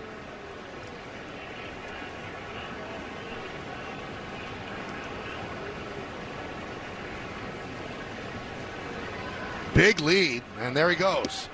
Strike, throw to second. He didn't even have to slide. He went in standing up. A stolen base for Jazz. Tremendous lead and jump. It's hard to slow down like that, too. A lot of players like to slide so they can save your hamstrings.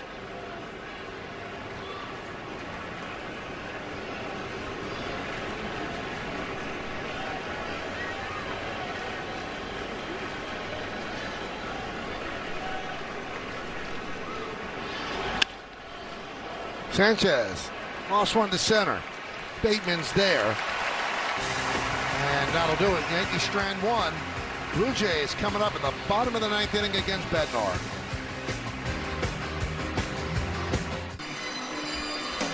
Well, fans, after the final out, get highlights, analysis, clubhouse interviews, and we'll hear from the manager. Plus, a look ahead to the series with the Orioles. That's all coming up on the W.B. Mason Yankees postgame. Full house here at Rogers Center. And we want to congratulate Trent Grisham on being voted the Montefiore Einstein Player of the Week. What a week it was. .417 average over 6 games. 4 big home runs, 8 ribbies. Look at the OPS. Good stuff for Trent Grisham. So Josh Smith is going to pinch hit for Charles McAdoo. Yankees holding on to a 2-1 advantage. Bednar will try to get the final 3 outs. Smith takes a strike. McAdoo had 2 hits and 3 at-bats while he was up. And now they go to the left-handed hitting Smith.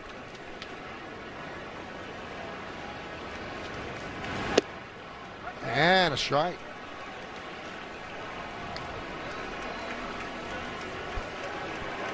Smith 2 home runs and 9 ribbies in 57 games this year.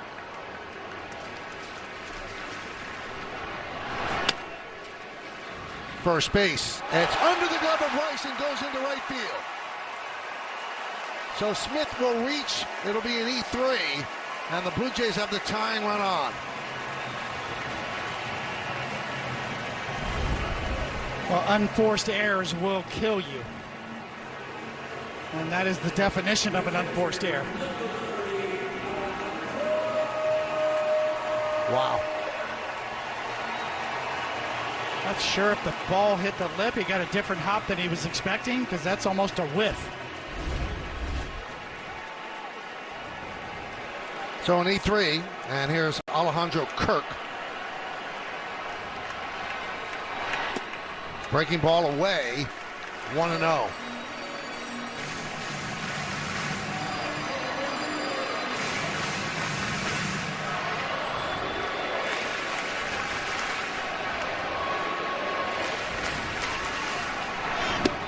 Big cut, 1-1. Take a look at the Yankees bullpen budget brought to you by Citizens. Make sense of your money with Citizens. They've reset Bednar, so he's being asked to get 5 outs, but he has had 4 days off.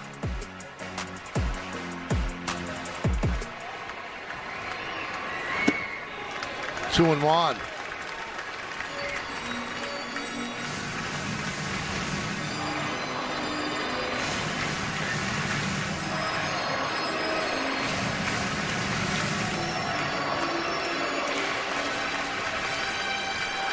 Grisham shading toward right center. Ramos toward left center.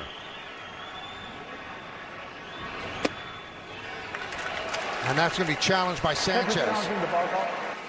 ABS powered by T-Mobile. Big challenge right here. He gets it wrong. Calls the ball. Yankees are out of challenges. So as you heard Wendelstedt say, the Yankees are out of challenges.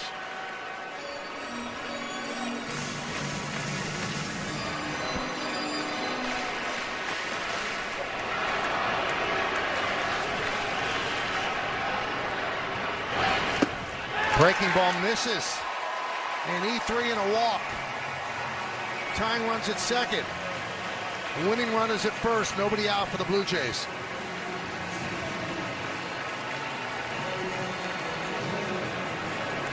And they'll send a pinch runner out for Kirk. It's Valenzuela. And with Springer up, probably not a bunt situation. We've seen Toronto play small ball this whole series. But this particular matchup and that particular hitter is probably not going to be the case here. Now what we've seen from Springer so far today is 3 weak ground balls to short. He is 0 for 7 in this series. Matt Blake talks things over with the Yankee infield and Bednar.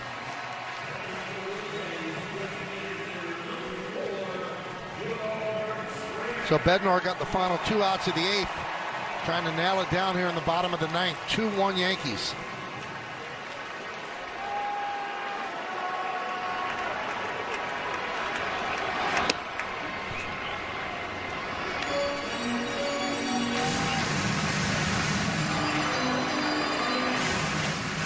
Blue Jays have 1 man left on the bench, Jesus Sanchez. The 0-1. 0-2. Good fastball. Well, he's coming up lame there. You see Springer in his body language on this swing and miss. Boy, big twisting action. Boy, he looks like his arm's hurt or something's bothering him.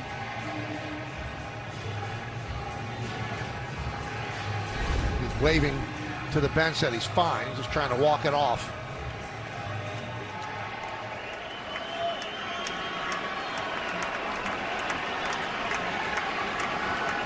The 0-2. Grounded foul. Again, he looks in pain. He's hurting. No two ways about it. He's trying to grind through it. It's a game on the line, though. You wonder if discretion is the better part of valor. You do have Jesus Sanchez on the bench.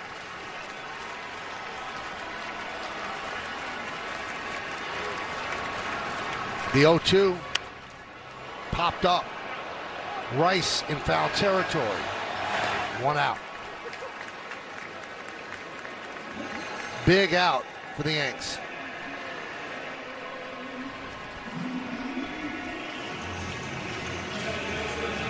And here is Ernie Clement.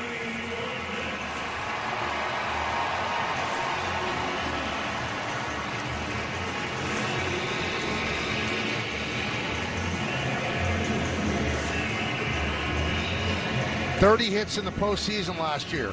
Hit .411. 30 hits, a major league record. He was clutch all of last season. He's 0 for 3 today. Check swing foul back. Smith is dancing off second. The pinch runner Valenzuela is at first.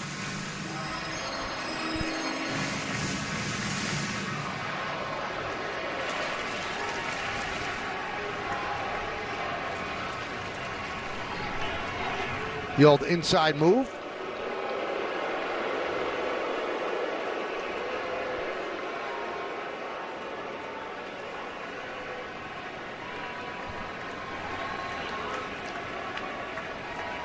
The 0-1. Foul back here. Sanchez gives it a look, but it's over the screen.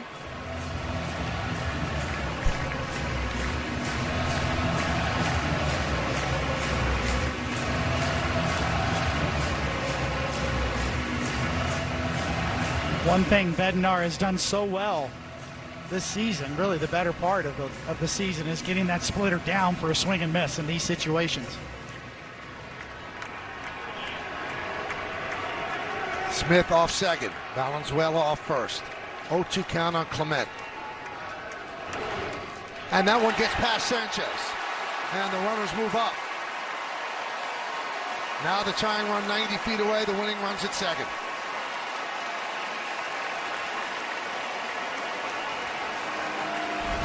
Didn't see that coming, a curveball. Sanchez tries to backhand it. Or actually turns the glove over and it gets right underneath the glove. And that's so enormous because it forces the Yankees to bring the infield in. 1-2 on Ernie Clement.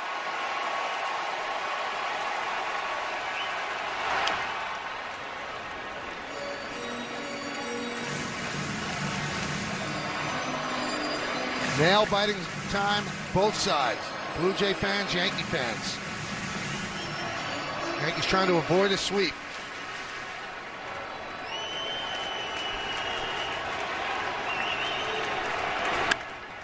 High fly ball, center field.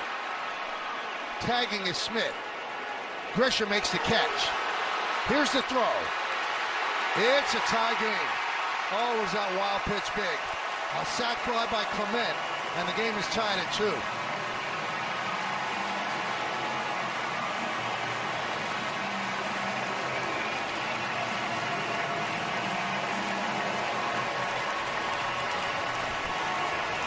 Now all started with an E3, exacerbated by a wild pitch, and a medium-range fly ball ties it. A game that called for a really clean game for the Yankees to win it has turned dirty in the 9th on them.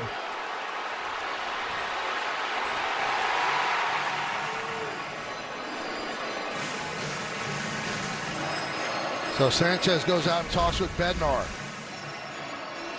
Now you have to force extra innings where the Yankees have not been that successful, particularly on the road.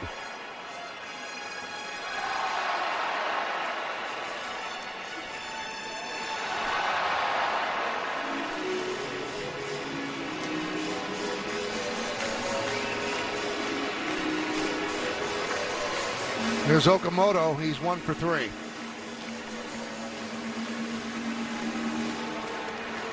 The pinch runner, Valenzuela at second. With 2 outs, the infield backs up, of course. Grounded to Lombard. He sets, fires, and we will go to the 10th as the Blue Jays get a run without a hit. A gigantic error, a gigantic wild pitch. It's 2-2 here in Toronto. Now, this copyrighted telecast is presented by authority of the New York Yankees, may not be reproduced or retransmitted in any form, and the accounts and descriptions of this game may not be disseminated without the express written consent of the New York Yankees. So that snaps a streak of 17 straight saves for Bednar, first blown save since May 17th at Citi Field. Also, awful that Weathers doesn't get a win the way he pitched. And now the Yankees have to deal with extra innings on the road.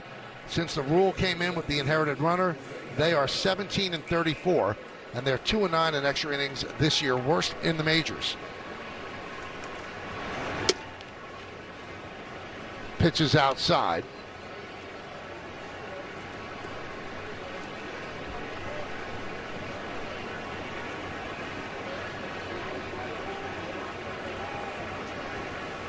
So Sanchez is the inherited runner at second base. Braden Fisher, who opened yesterday's game, he's on for the Blue Jays. And there's a bunt. Fisher fields, and the sacrifice successful as Sanchez moves to third.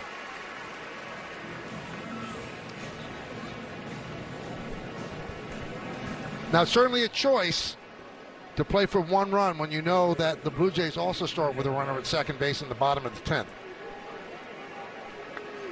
And a chance for redemption here for Ben Rice. Infield is in. Rice 0 for 4. Okamoto moves over to first base. Smith stays in and plays third. The new catcher is Valenzuela. 2-2 game in the 10th.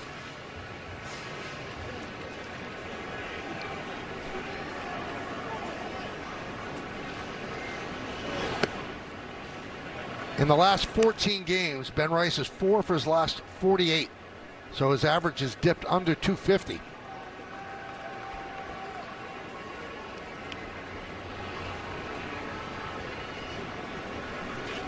The 2-0. Driven deep to right field. Going back, Lucas on the track, looking up. See ya! That's how you make up for an error. A 2-run home run, and the Yankees lead 4-2.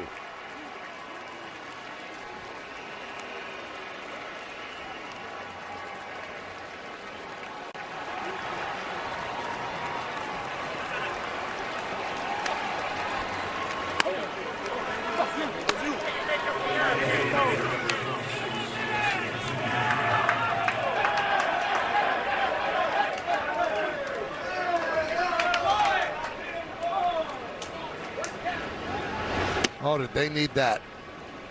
And so did he. They needed it, and he needed it. The ball was mashed. Line drive, base hit to right center field off the bat of Garcia. Cutting over his Bateman. Garcia makes a big turn. He'll stop at first. The throw comes into second.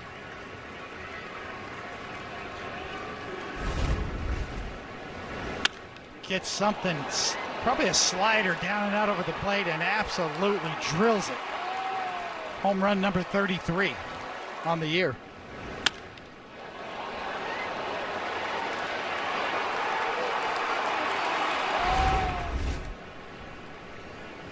Here's Ramos.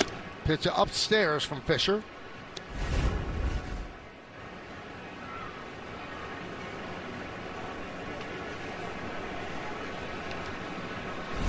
He knew it right away.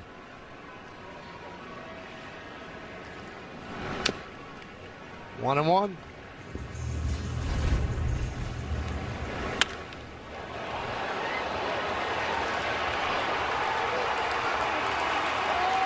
Happiness and relief.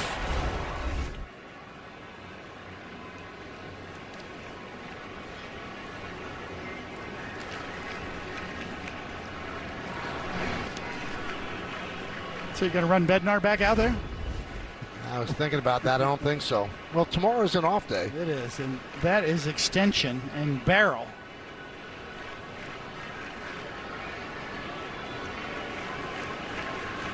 Well, they've got Hill up in the bullpen right now. 33 home runs. Alvarez leads the American League with 36. Caminero 35.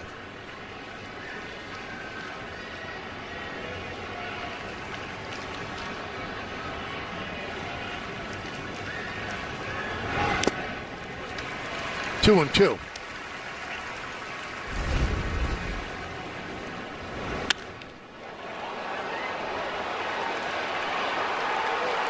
What a game, right? From GOAT to hero in about 20 minutes. Ground ball short. 1, 2, inning. But Ben Rice makes up for his big error in the ninth with a big 2-run home run. His 33rd of the year.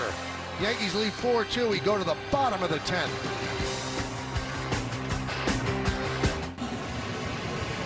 Redemption sweep for Ben Rice after the big error in the bottom of the 9th inning. Right there. That could have cost the Yankees the game. It cost him the lead. Then in the 10th inning, he connects for his 33rd home run. A big-time redemptive swing. But now the Yankees have to hold on to the bottom of the 10th, and they will not keep Bednar out there. It's going to be Tim Hill.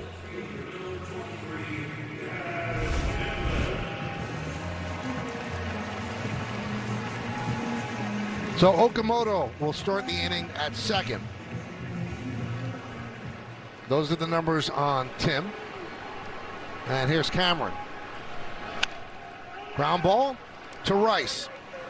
He beats Cameron to the bag. Moving to third is Okamoto.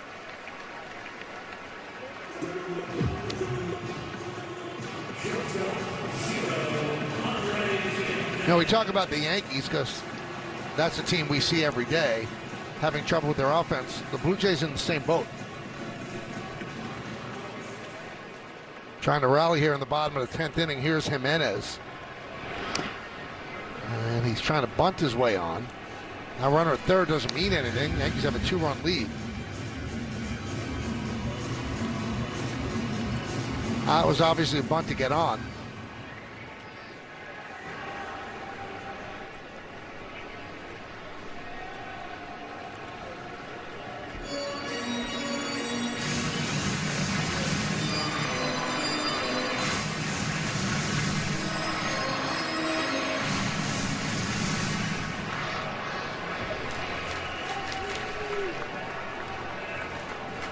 The 0-1. That one is looped over the head of Caballero. It's a base hit into left field. Okamoto scores, and now Jimenez picks up an RBI, and it's 4-3 Yankees.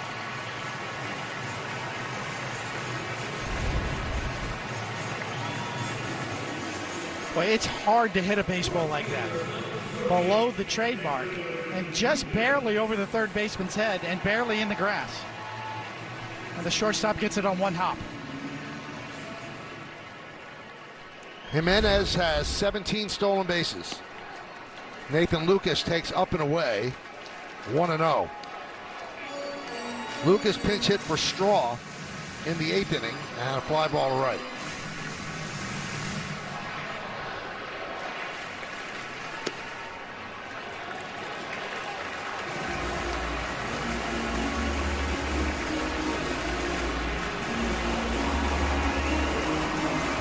Cruz is ready.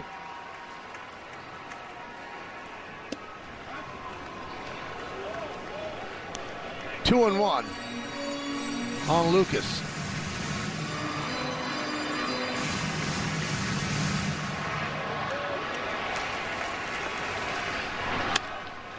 Left field.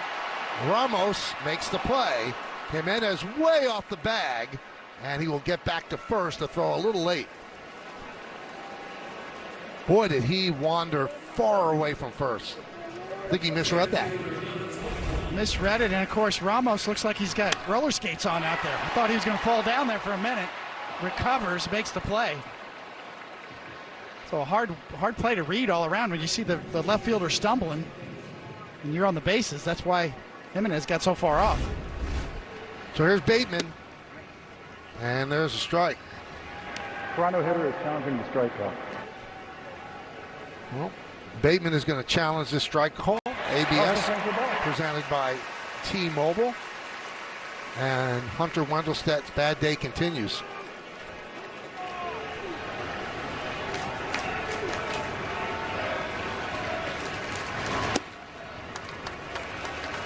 Now, each extra inning, you get another challenge, another ABS challenge.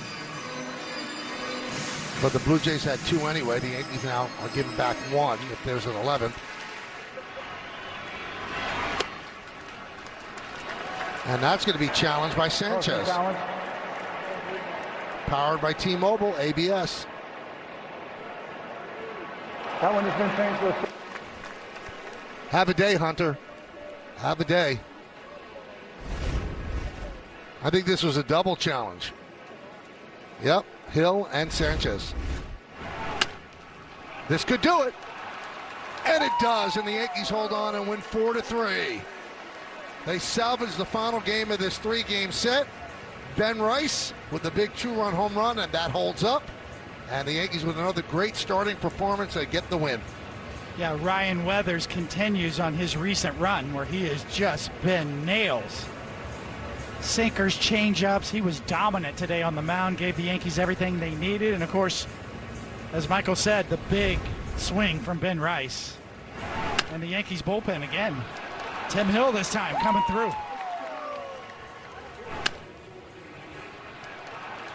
So Hill picks up the save. The win goes to Bednar. Stars in the book go to Ryan Weathers. He was amazing.